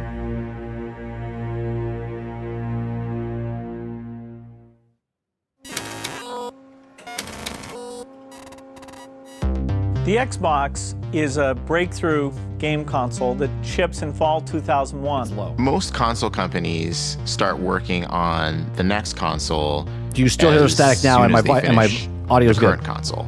So 5 years, 6 years, 7 years. So for Microsoft to go from announcing in 2000 to being on store shelves in the fall of 2001 is kind of insane. Before Xbox landed on store shelves, the team had to run a gauntlet of very public deadlines. A hardware rollout in Las Vegas at the Consumer Electronics Show. A first glimpse of Xbox games at Microsoft's GameStock event in Seattle. And finally, an event that brought the entire global gaming industry. I think what was happening, it was getting fed through my microphone, so I'll have to look into that. Together to see what was new and judge it mercilessly. E3 is the biggest moment of the year for games. For new entrants, it was really important to show up and make a good impression. That E3 was critical for the Xbox, but a lot of what you're showing is beta software and beta hardware. Hardware that's not proven yet, or probably not even finished. A lot of things at E3 can go wrong. Adding pressure, the lead executive on Xbox development, Rick Thompson, had just left Microsoft, which meant Microsoft's mission to quickly deliver an industry-changing game console needed a new leader. The idea of finding somebody else externally didn't make sense. We had a schedule that is crazy to begin with. The project just didn't have the time for that. Nor did we think that somebody externally could sort of fit into Microsoft and make this happen. And so I concluded that it was something I needed to do. A new challenger enters. Sort of a fateful decision, because it led to the worst 18 months of my professional career. It's a hard project. I mean, what we were doing is something that is intensely difficult. Robbie was the grown-up. What's Robbie's role? We were a young group of kind of ragtag kids. Let's go ahead and take the cars, give them 3... What the hell's that? I got a demo to do up here. I don't think Robbie should be seeing this. What we needed more than anything else was we needed an adult in the room. I was part of Office when it was smaller, and then as it grew big. Robbie also has a sense of propriety, and I don't think we had a sense of propriety at all. I'm trying to fix it real fast. I'm trying to see if this this changes it. Give me a second.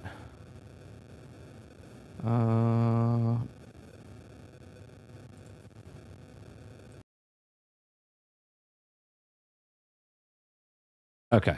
Let's see if this fixes it. The opportunity here way outpaces that opportunity. I think is very exciting. He was the one inside of Microsoft that Bill Gates trusted with all the complexity and the cost and the risk involved in doing something like this. Robbie's a good guy. People can trust him. He doesn't break his word. Let me hear if you, However, let me know if you guys hear it now. Everyone who comes into games can't be prepared for what it's like. I'm gonna rewind a little bit because I was focusing on the audio, trying to fix the audio for you guys.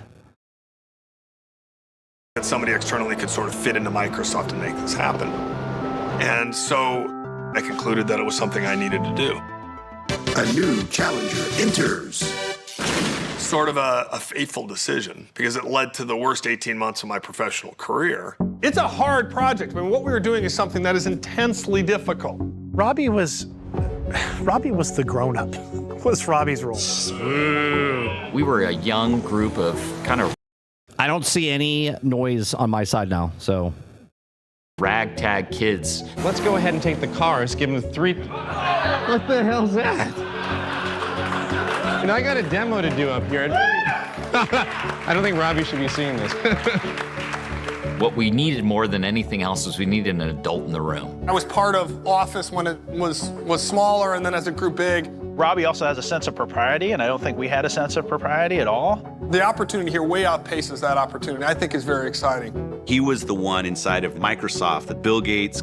That fixed it. I think also, here, I'm going to talk while the video's going on, and let me know if you can still hear it in the background. With all the complexity and the cost and the risk involved in doing something like this. Robbie's a good guy. People can trust him. He doesn't break his word. However, everyone who comes into games can't be prepared for what it's like. So, Aku, does it happen when I'm talking, just talking, or when I'm talking and the video's playing? Because it's an entertainment business. The software doesn't just have to work and have the right features, it has to entertain also. This is hard. I had no clue what I was doing. I didn't play games. The business model I barely understood. We are launching an entirely new business competing against 2 established competitors in one of the largest entertainment industries in the world. I was learning something. And you've been third place the entire time. New every single day. And that meant, obviously, I failed most days too. And I think the next 6 to 8 weeks are going to be super exciting. A little challenging. I didn't think about how to plan for going from 20 people to 2,000 people. We went from 4 people to 12 people to hundreds to, honestly, thousands involved in some way with the creation of Xbox. It was crazy. I mean, it was no time at all before I didn't know everybody in the organization anymore. When I think about it today, it just makes my head kind of spin sideways. Every week, I would hear about somebody I knew in the game industry that was moving up to Redmond to work for the Xbox. We just said, this all has to get done. We need bodies. So we hired people in bulk. We brought in teams of people. I remember thinking, this is a lot of... Did they talk about hires back then? Or was there only articles about people that got let go? people changing their lives for this effort. It's either got to be something that everybody believes in, and they're willing to uproot their families and get behind this initiative, or it's going to be one of the biggest cluster of all time.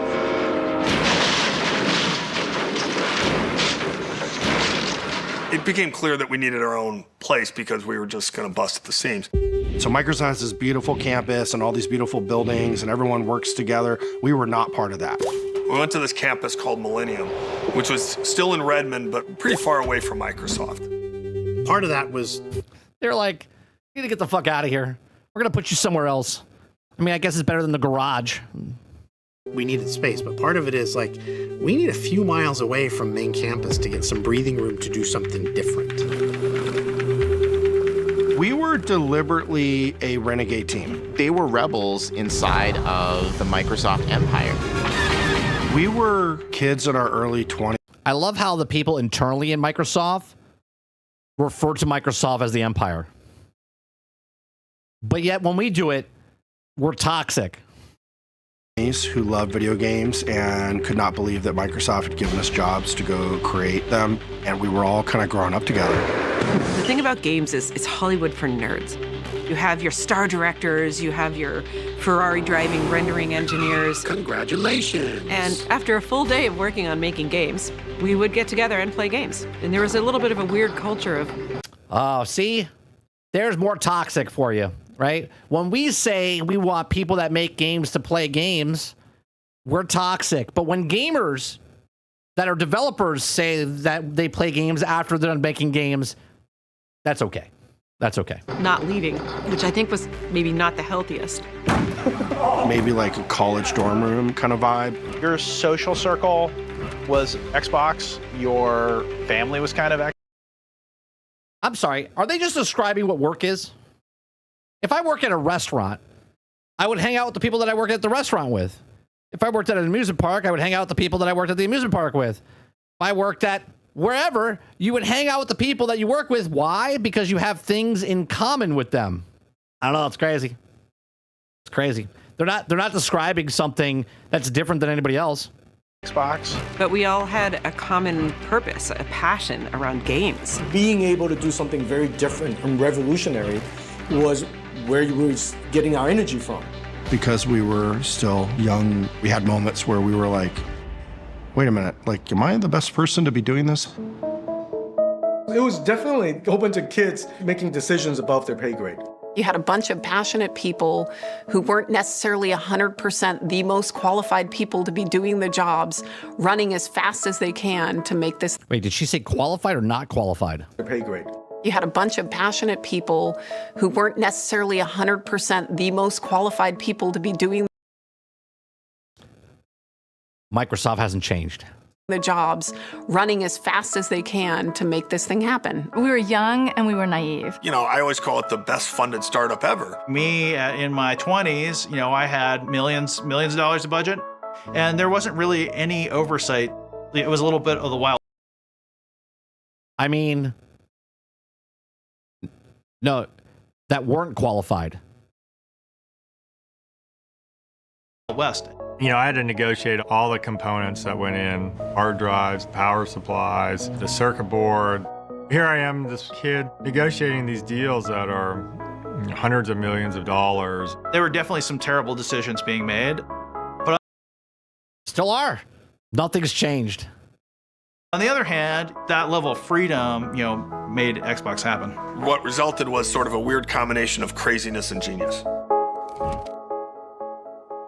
My recollection of that time was being so fascinated by watching this big company around us try to wrap its brain around what it meant to be an entertainment brand. We didn't have a lot of interdependencies with the rest of the company. It was Robbie, right, that had to go over to main campus and deal with Microsoft people. One day, some executives came to visit the studio, and one of those people who came was Bill Gates. We're going to watch a video 10 years from now talking about Xbox today. And then we're going to compare it to this video that we watched from 20 years before. And we're going to see if anything's changed at all. I showed him my cinematic tools and how I wrote scripts and how I laid down cameras in the engine. Bill spent time with Marty O'Donnell, our audio director. Chief, whatever you're gonna do, make it quick. Raining aliens! Oh, Jesus, why you do this to me?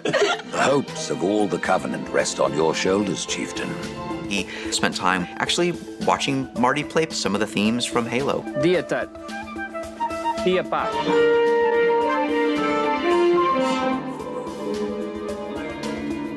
He went to go see our art department, where one of our 3... Here's the difference, right? Look at what they're showing right now. They had people singing in the studio, making Halo music, doing all the stuff. Now, they're like, oh, just take that music and throw it in there. They don't care. They didn't do anything different. Music's shitty, right?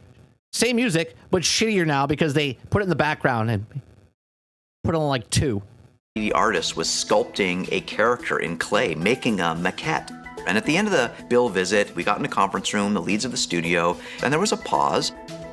And you can see the magnificent machine that is his brain calculating down the Microsoft org chart from him at the top all the way down to the crazy artists in this studio in a gravel pit, literally. And Bill leaned forward and he said, so there are artists who work here? It really was a cultural change. It's like an alien visiting the planet. There's people that do art here? What? For the company. Xbox was already forcing people within Microsoft to think differently, but what really mattered was changing public perception. Behind the scenes, software engineers were hard at work building Xbox's capabilities. Now, the hard... Can I just rewind for a second? I love when they look at old footage and it's this. It's so pixelated. I don't know if you guys remember, but I didn't watch TV like this. My TV never looked like this. I could actually see what was on the actual screen. Why is this so fucking blurry and pixelated? That's not what we used to watch. Sorry. Software engineers were hard at work building Xbox's capabilities. Now, the hardware team had a chance to win over the doubters on a big stage at the Consumer Electronics Show in Las Vegas. CES was a trade show where companies from around the world would come to unveil the latest in technologies. A lot of buying decisions and retailers got made at that show for the holiday season, and so we had a lot of proving to do. The press was skeptical, gamers were skeptical. You don't know. I feel like they took a camcorder and videotaped the videotape screen and then cropped that out and put that in and then uploaded it. And then they uploaded that into the upload. It's like, holy Christ.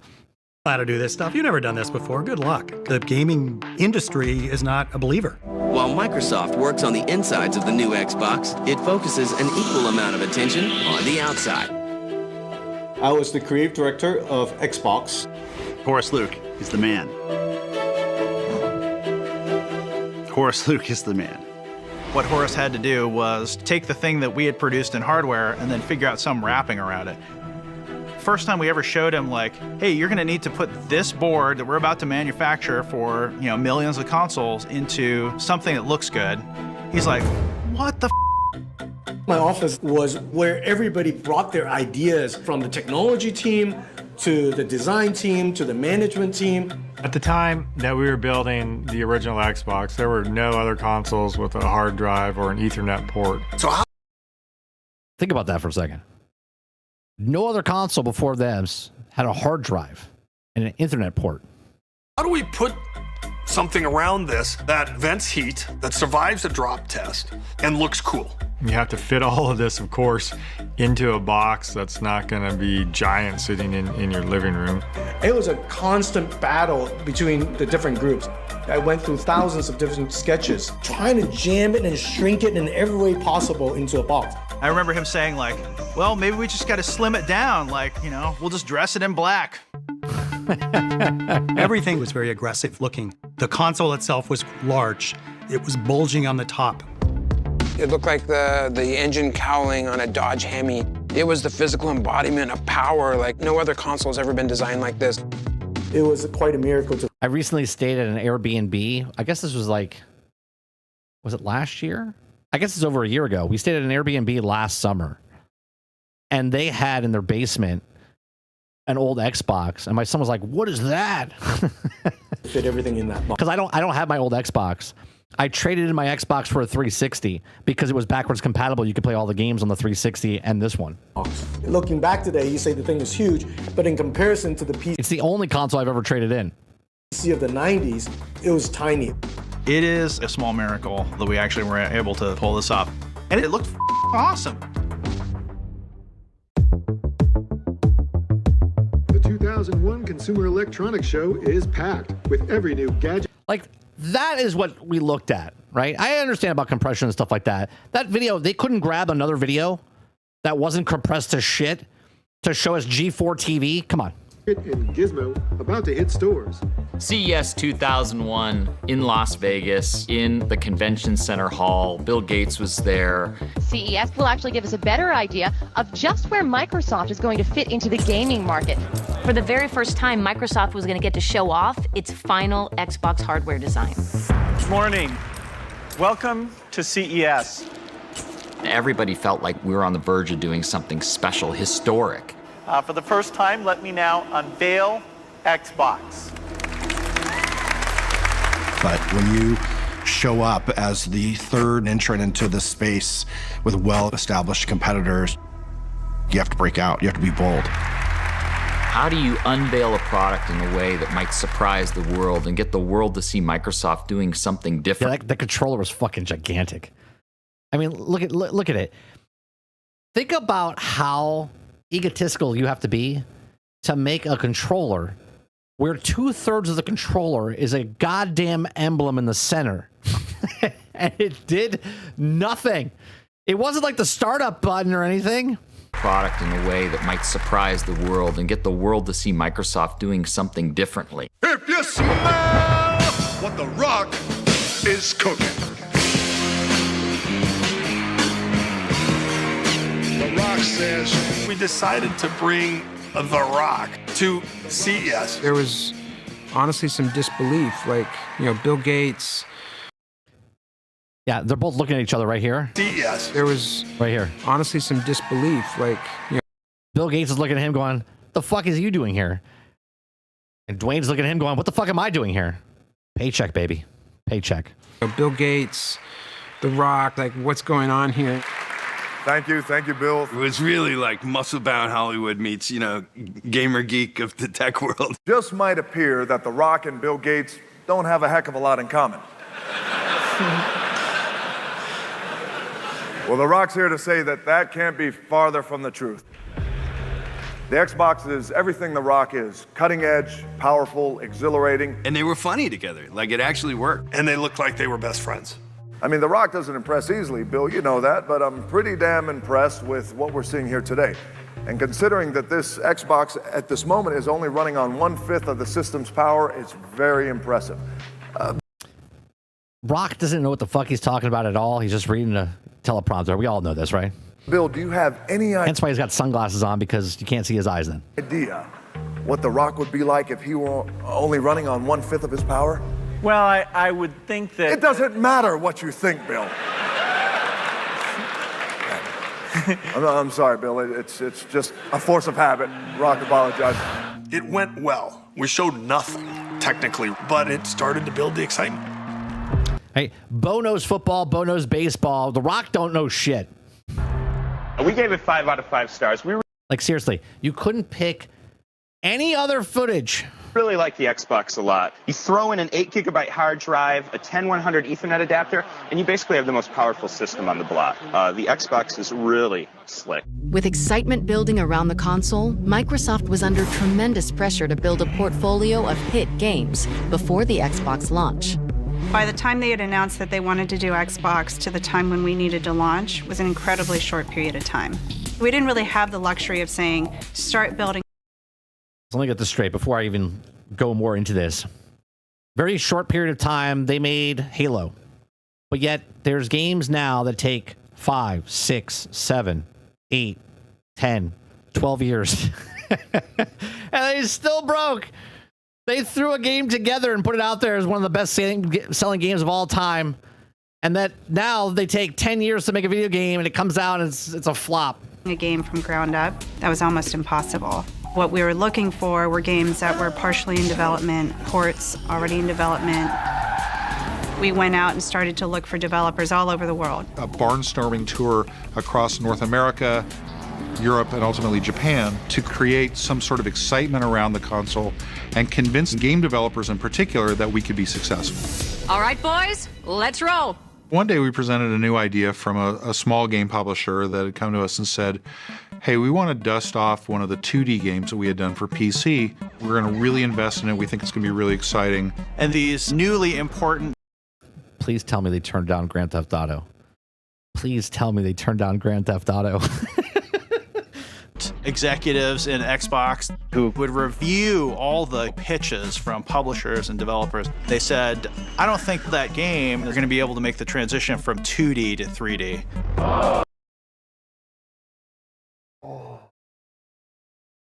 Oh my God. Oh my God. They literally gave away what other goddamn what if moment here, huh? A what if moment here. They didn't know what they were doing, and they're like, yeah, I don't know if you could turn that 2D game into a 3D game. Oh my God. Holy shit. And then PlayStation 2 gets this, and it completely changed the landscape of gaming. Oh my God. They felt that it was complicated. They didn't really understand the user interface. They thought that it was based on a game that hadn't been all that successful. This is Exhibit A of why you need people that know about things that run your company. You understand what I'm saying? Right? When we say that this person doesn't know anything, and like, maybe they should have someone that knows what they're doing. Obviously, they admitted that they didn't know what they were doing back then. They were flying by the seat of their pants. They had millions and tens of millions of dollars trying to make this console, trying to do stuff. They had no fucking idea that Grand Theft Auto. Well, to my surprise, it was rejected. And that game was called Grand Theft Auto 3. And to think about this is the exact same time. Now, we watch Strauss Zelnick talk about how he worked with them, they got let go, and then it came back into his lap later and then turned into what it is today. Like, holy shit. It ended up selling 14.5 million units. So let's get this straight. Xbox turned down Grand Theft Auto. They turned down Spider-Man. They turned down, what was the other one they turned down? Holy shit, bro. It was the top-selling game of 2001 and would have been the top-selling game of 2002 if it wasn't beaten by its own sequel. It was the pass heard around the industry. Despite seeing Grand Theft Auto 3... Did they turn down Genshin Impact, Ray? They turned it down, and then PlayStation picked it up? Go to PlayStation. Microsoft was still well-positioned to attract other developers to its platform. We needed a vibrant and strong third-party lineup. Bro, could you imagine that Grand Theft Auto was exclusive on Xbox and they had Halo? What other work? Think about that for a second. Grand Theft Auto sold 14 million copies back then. That's 14... Hold on a second. Do we still have the console thing up?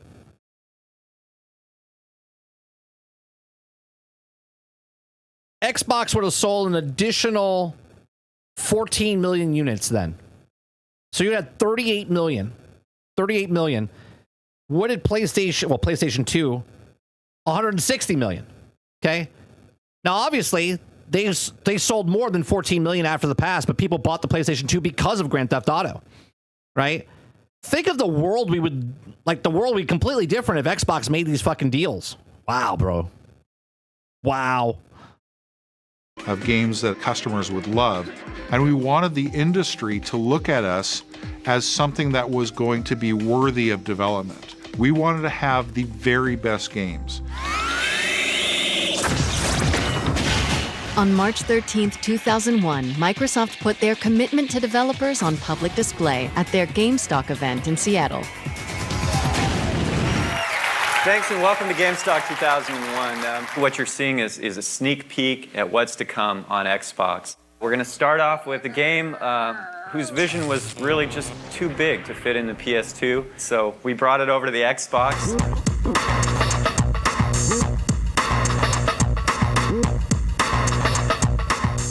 Our characters certainly aren't the muscle-bound superheroes, that we want to be. They're more like the poor, sad schmucks that most of us really are. Getting Oddworld, that was important. It was an established PlayStation franchise, beloved by the console game community. Yeah, they want to have the best games. What are they doing now exactly? Well, think about it. People are pushing back because they want to put exclusives on their console. People are like, no, don't do it. That's the last damn Gabbit there is! We had a chance to work with an amazing creator in Lorne Lanning. He did all the voice acting for his own game. So Munch had these things. We talk about criticizing them. We're having a conversation of what if could have been. No one's criticizing them. We called fuzzles. And they were like, me. And Munch was like, you got to come over and do this for me. So and then Abe's like, come on, guys, let's go. And they were really vulnerable characters living in extremely dangerous worlds that you're trying to keep them alive, but when they get whacked, it's hilarious. Next, we're really happy to announce our new relationship with one of the premier racing developer teams in the world, Bizarre Creations. Project Gotham is a new product for Xbox. Now check out the reflections on this car. The whole environment is completely mapped to the entire surface of this vehicle. Project Gotham Racing was based on your style of driving as much as how fast you cross the finish line. For us, it was an opportunity to make this amazing, really accessible, fun, arcade racing game. It's a really important part of our launch, and that was just the beginning. Hardcore, freestyle, snowboarding. This is only one mountain of 7 international mountains we'll be bringing to you in AMP. That double-ended axe is pretty wicked looking, and we can tell this is a hand-to-hand fighting game. Playing a football game, you want to kick your buddy's butt so hard he's going to wear it for a helmet. And that's it for our show today. I hope you got to see everything that you wanted. Did you see everything? Oh, I feel like I am forgetting something. What was it? Oh, Halo. Hey, how could I forget Halo? Hey, everybody. So I'm Jason. I'm one of the co-founders of Bungie and the lead on Halo. Bro, that 1-2 combo of Grand Theft Auto would have been exclusive and then Halo? What a fucking time that would have been for them, huh? Bungie was a Mac-first developer. That's where they started. That's where they'd had their success with Marathon and Myth and Myth 2. But Bungie was also dealing with the aftermath of a catastrophe. Myth 2, one of their hottest titles, had an installer bug that could erase a user's entire hard drive. That is a bug. That is a bug. In order to fix the bug and keep the company above water and working on new games, they needed a serious cash infusion. Apparently they had this thing called Halo. I hadn't seen it yet. Some of my guys had. They had multiple games into development, but all I wanted was this new thing that they were working on. So we did a deal and bought out the company, and they started to work on Halo. That's really when true development began on what the game would be. You know what's funny?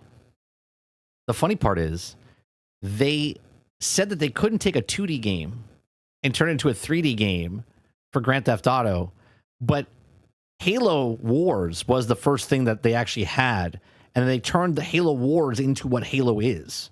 And then later down the road, they made Halo Wars. When we were purchased, Halo was not a game. There was no real story. There was no real sense of what the gameplay tempo would be like. We knew it was powerful to control a space marine who moved fast and could jump into a sophisticated vehicle and, haul ass around this alien world. And that was it. What do you think, Jason? See it? People knew about Halo. They knew that we'd been acquired by Microsoft. They knew about Xbox. They knew we were still working on the game. That's called blowout. That's like a flashbang. Holy Christ. Turn your f-stop down. That period of getting Halo from a series of prototypes to on a disc playable by an Xbox was just a mad rush to get this game done. But there was this excitement that we had something special. It makes me very nervous to actually play this for you. Welcome to Halo on the Xbox.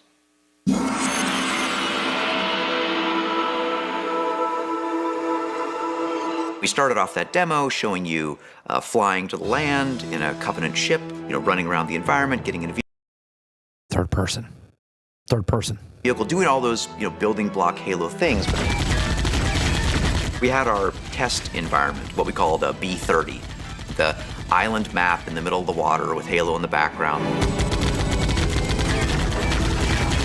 It was just fun to play.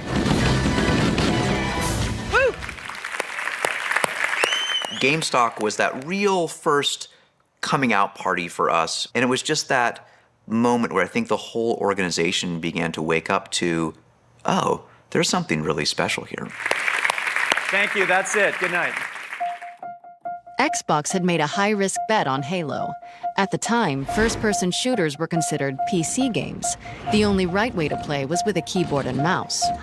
At the time, people thought, well, how are you going to translate, mouse and keyboard game into a console game? Dual stick first-person shooters had almost never been done on a console. I remember right before the demo, Ed was very clear. He's like, hey, when you're playing, make sure that people see the controller. What we need to demonstrate is you can play a shooter with thumbsticks, maneuvering around the environment.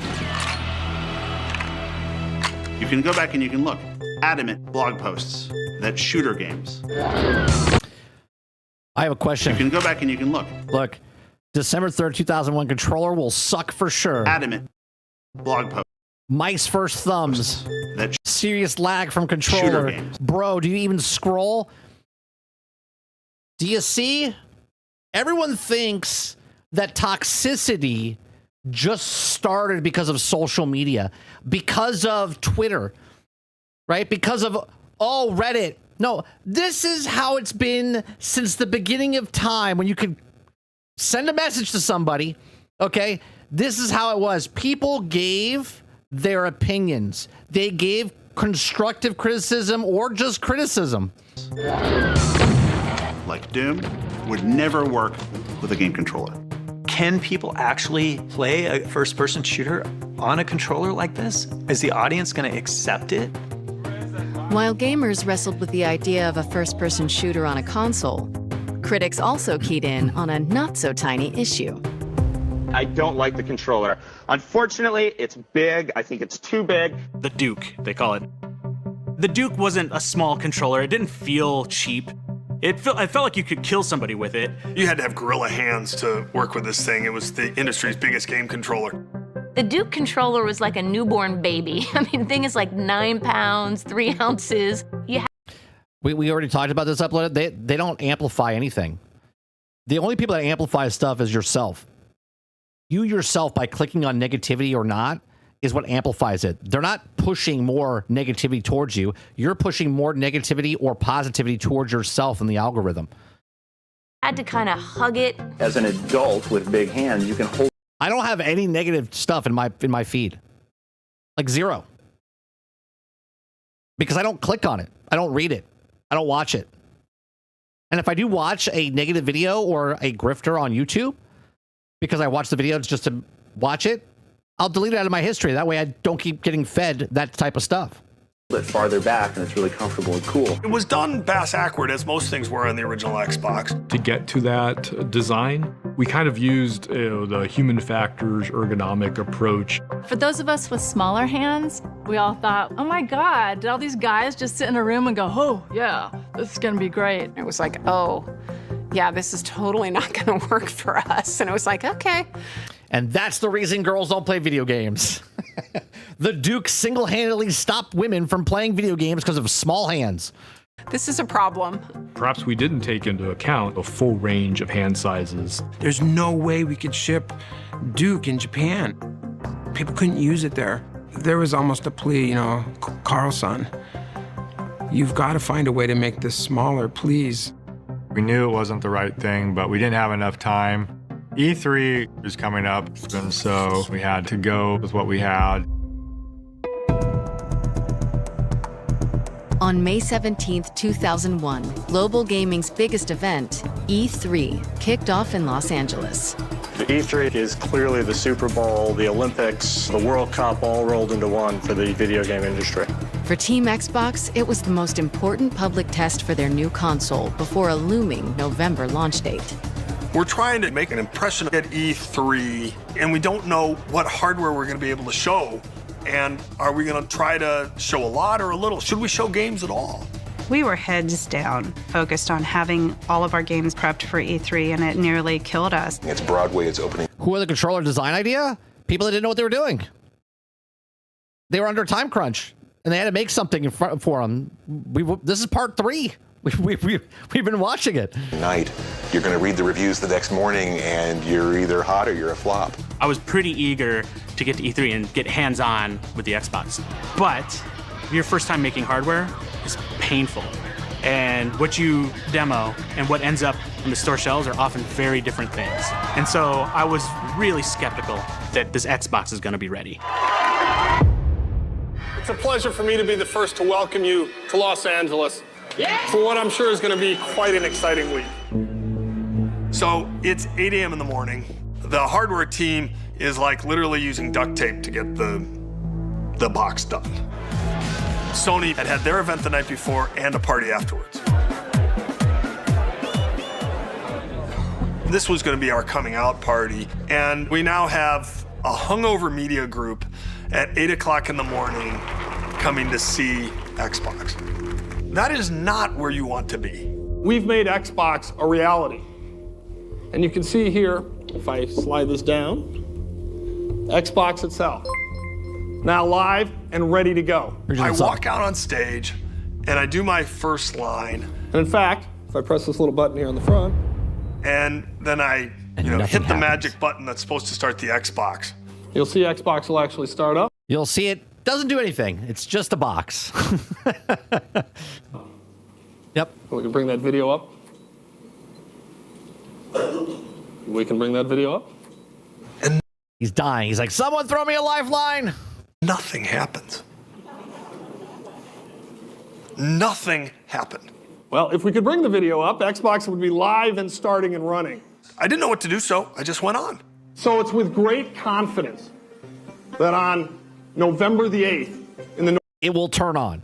North American market, you'll be able to go into retail stores.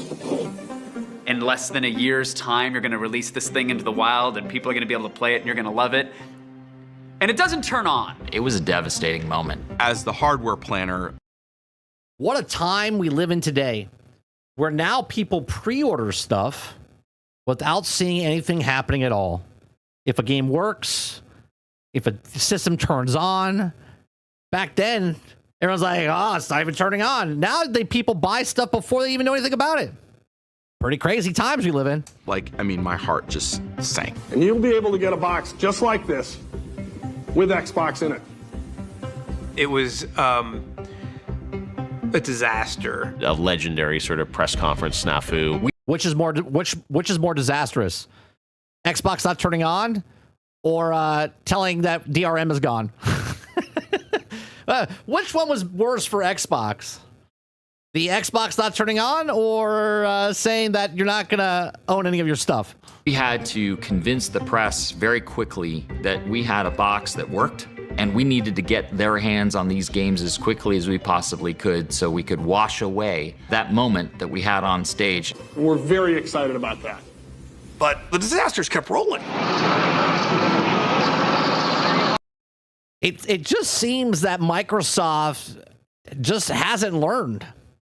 It's crazy. The Xbox wasn't done yet. The graphics hardware that they were running on was running about half the speed of what we expected the final product to be at. Basically, I'm making excuses for it was slow.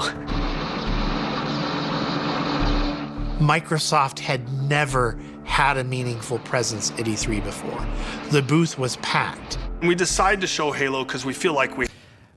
Think about where we are, chat. They fumbled the ball. They picked it up. They shat their pants. They tripped on their pants as they fell down. Okay? They did all the things wrong, and yet they're still alive And there's still a company in 2026. That's fucking crazy. Have to show what's going to be our key title. In terms of the games we were working on, Halo had the biggest role. And so it was the E3 demo on the floor. So many people were coming in with huge curiosity about what it was capable of, and I was completely disappointed. I'm like, the frame rate's terrible, the split screen stuff, it's kind of cool, but it just doesn't feel like it's powerful enough. On the show floor, the unfinished game seemed to fall short of its original promise of revolutionary gameplay. So now you have a bad launch event, and the key title that's going to carry the day looks bad. And people... And here we are, 26 years later. Imagine if they actually had people that weren't flying by the seat of their pants. They had good management, they had good builders, they had good stuff, and they actually made a product that was a product, not a minimal viable product. Start to think we're crazy. Shortly thereafter, E3, Peter Moore, he's at Sega, and he says, hey, I want to give you our feedback from E3. That E3 was critical for Sega to stay alive. In February of 2001, Sega made the decision to discontinue the Dreamcast and focus exclusively on software. God. Sega dropping out saved Xbox. Is that what happened? Sega dropping out gave people hope for Xbox. Part of that transition included a huge bet to focus on making games for Xbox. But a disastrous showing at E3 from Microsoft meant danger for Sega. As we were moving from being a first party to a classic third-party publisher, we absolutely needed somebody like a Microsoft to get us through this difficult period. And so Peter comes up to me. He looks at me and says, well, here's our feedback. Retailers aren't going to stock you, developers aren't going to develop for you, and consumers think the product's not very good and it's too expensive. No, Tarnish. Them taking their whole lineup of games and bringing them over is what helped them. I took it very personally. I'm the leader of the team. It's my responsibility. It's my Here, let me rewind that for a second. Here's our feedback. Retailers aren't going to stock you, developers aren't going to develop for you, and consumers think the product's not very good and it's too expensive. I took it very personally. I'm the leader of the team. It's my responsibility. It's my obligation. And I felt like I failed. This is my resignation letter to my boss, Rick Paluzzo. I wrote this on Friday, May 25th, 2001 at 2:02 a.m.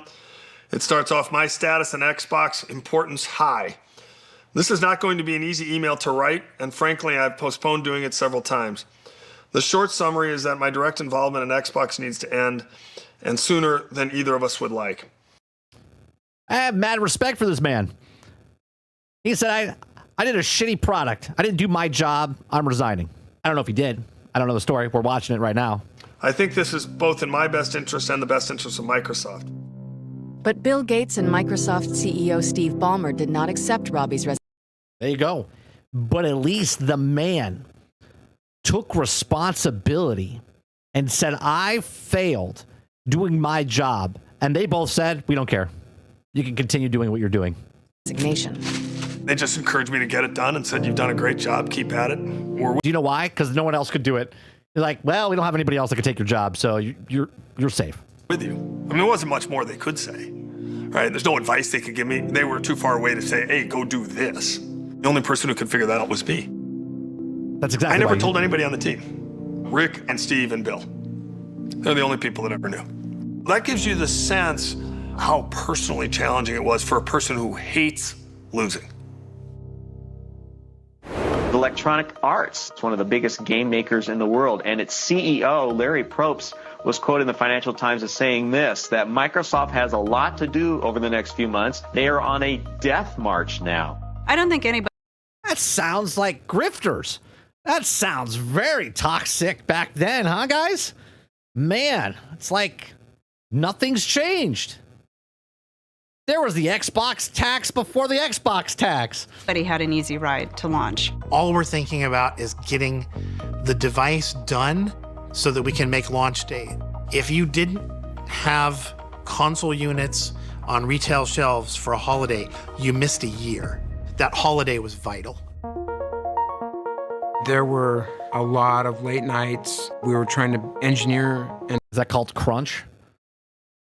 They write about crunch back then? Design something that we'd never done before. We're building the technology, we're building the hardware inside. Did they send stuff to HR complaining about how long they were working? We were putting so much time in to get this thing. It cost them so much money. Like, did they complain to HR? Was there articles written about the people that couldn't do it? The Xbox circuit board is about yay big. It had probably in the order of 800 parts.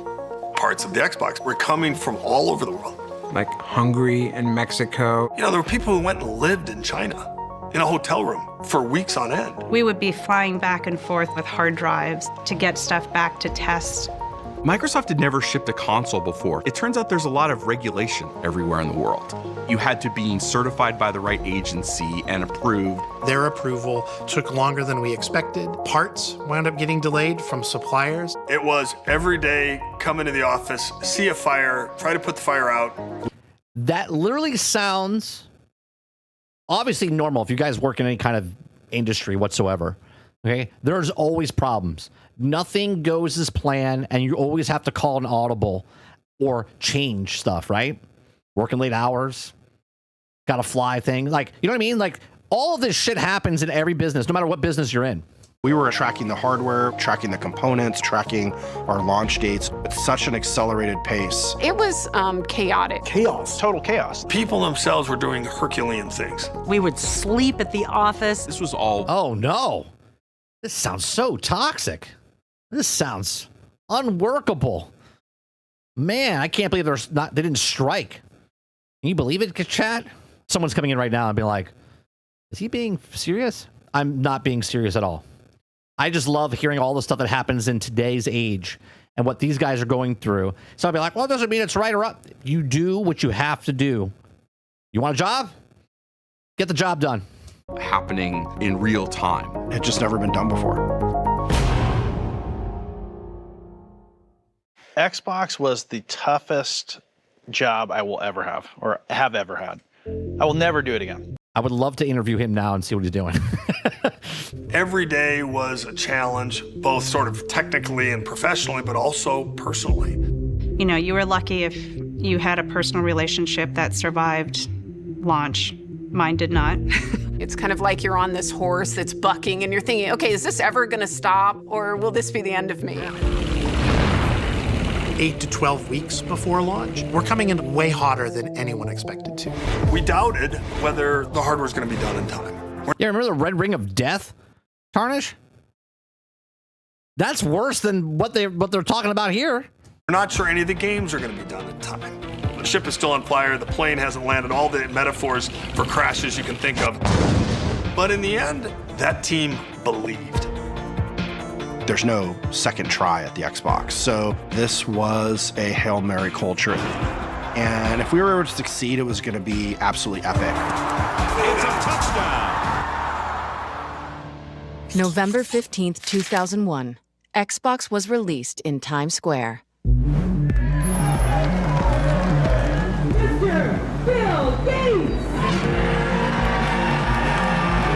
Not only did they survive, Travis, they sold the most units they've ever sold, and it was just shy of what PlayStation sold.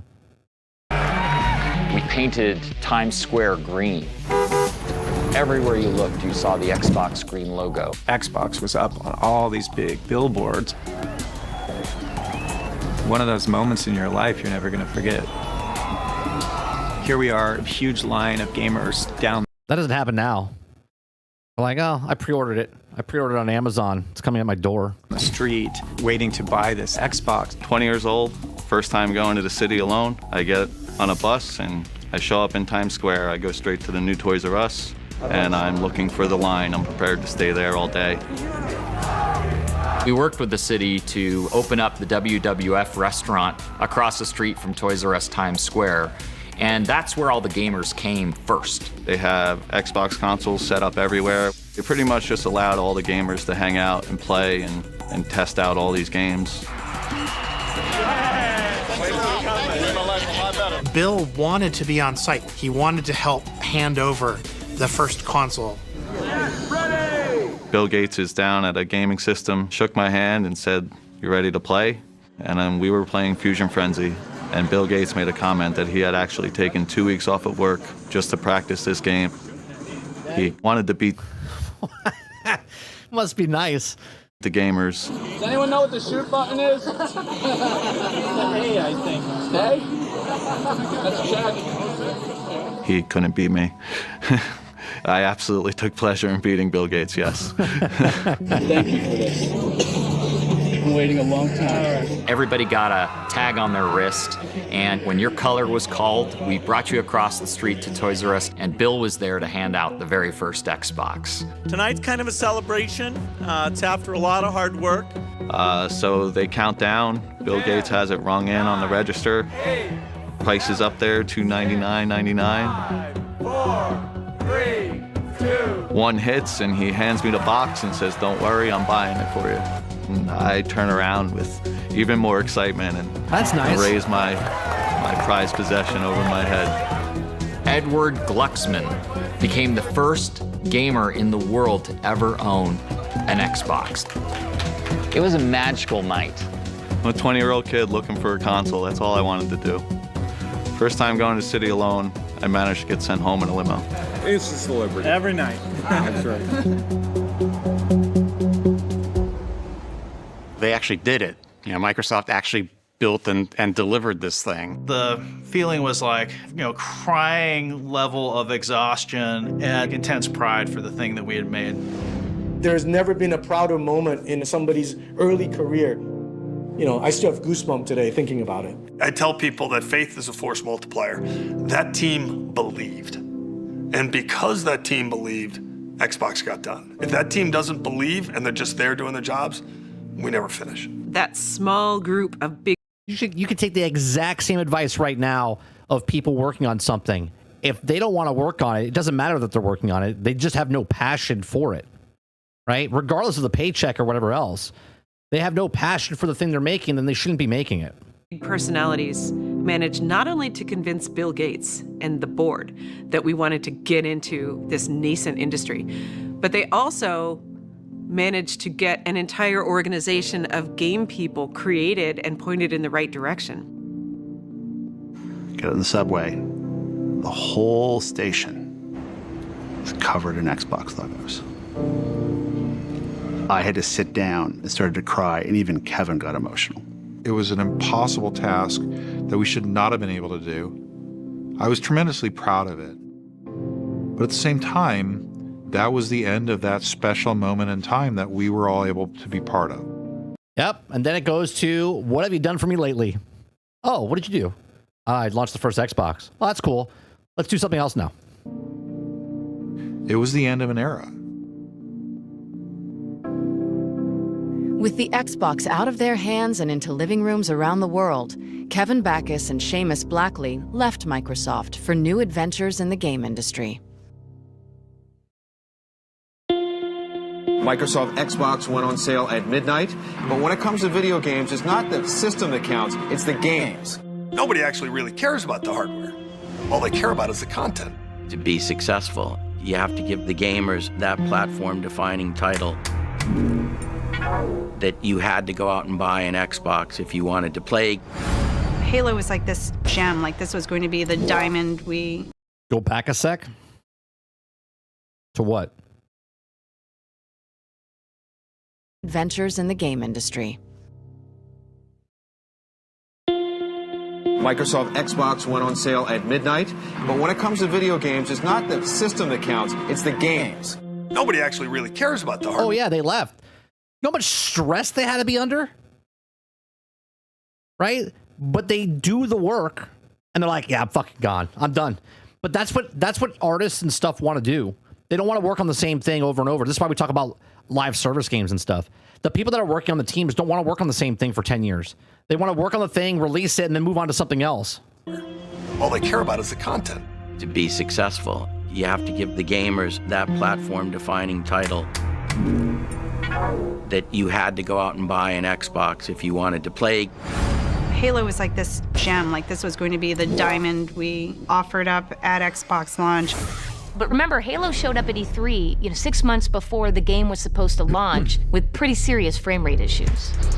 Why is it running like internet video from the early 90s? We got hammered for how it showed up on the floor. This is our lead title. Are we going to actually launch something that is this terrible game? I think there was a bunch of panic. People didn't see what they expected. That was the part where people actually got super worried. There was an incredible amount of pressure on Halo.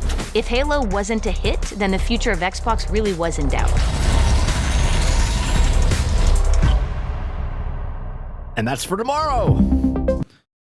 There you go. That's good. So now we've gotten up to the point of release of Xbox. And then tomorrow's video.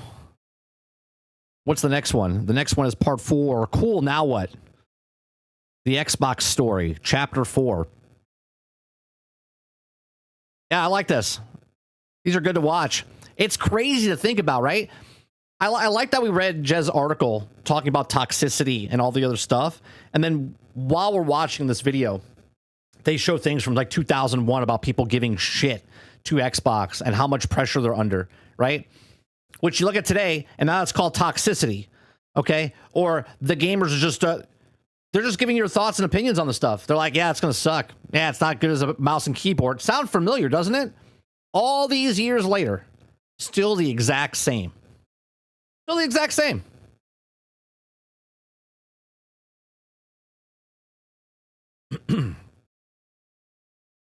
My PlayStation 5 does so weird low frequency sound. Not a fan. I don't know what it is. I don't know. Yeah, I like watching this stuff like this. Yeah, I think they're very interesting. I think it's very interesting the way they do stuff, right? Like you see all the problems that they have today, which is the same problems they had 10 years ago, which is the same problems they had 20 years ago. Yeah, Luke, I'm gonna go eat lunch real fast. I'll be on by like 12:45. I'll be on like 12:45. All right, chat. Good show. We covered up a bunch of different stories here. We covered Jez Gordon's article, his opinion piece on is there more toxicity happening or negativity stuff that's happening. We talked about Halo, and then also we watched the video of Xbox Power On, the story of Xbox, chapter 3. If you guys like what I do, we do this Monday through Thursday from 10 o'clock in the morning until noon Eastern. We just have a conversation, give you my thoughts and opinions. We get your thoughts and opinions as well. If you like it, hit that like button, hit that subscribe button. If you'd like to go above and beyond that, become a member. We'll be back live tonight, 8 p.m. Eastern, for more gameplay over on 30 and Still Gaming. If you'd like to support the channel other than that, you can go get some apparel. You can go listen to some music. All of it helps the channel out. I do appreciate you very much. We'll be back tomorrow for Wednesday edition of the Daily Grind, where we'll watch chapter 4 of that. So appreciate it. I'll see you guys in the next one. Peace. Oh, we're going to be live over on 30 and Still Gaming, 12:45. We're playing some Cosmic Invasion with Mr. Luke and anybody else that wants to join us. All right, I'll see you in a bit.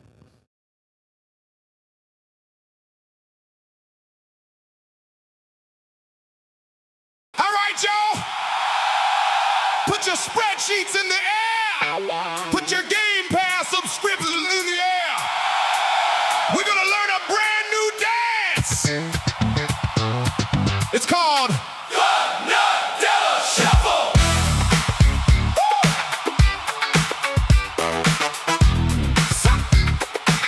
The Nutella Shuffle. Shuffle.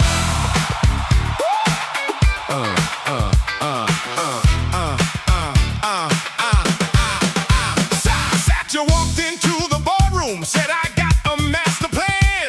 The executive started clapping, but nobody understands. One day it's all exclusives, next day they're everywhere. Now Indiana Jones is packing for another platform's air. But Activision Blizzard spent billions on the dream. Now everybody's asking, what exactly does this mean? The gamers keep on watching, trying the signs, but the roadmap changes faster than the quarterly guidelines.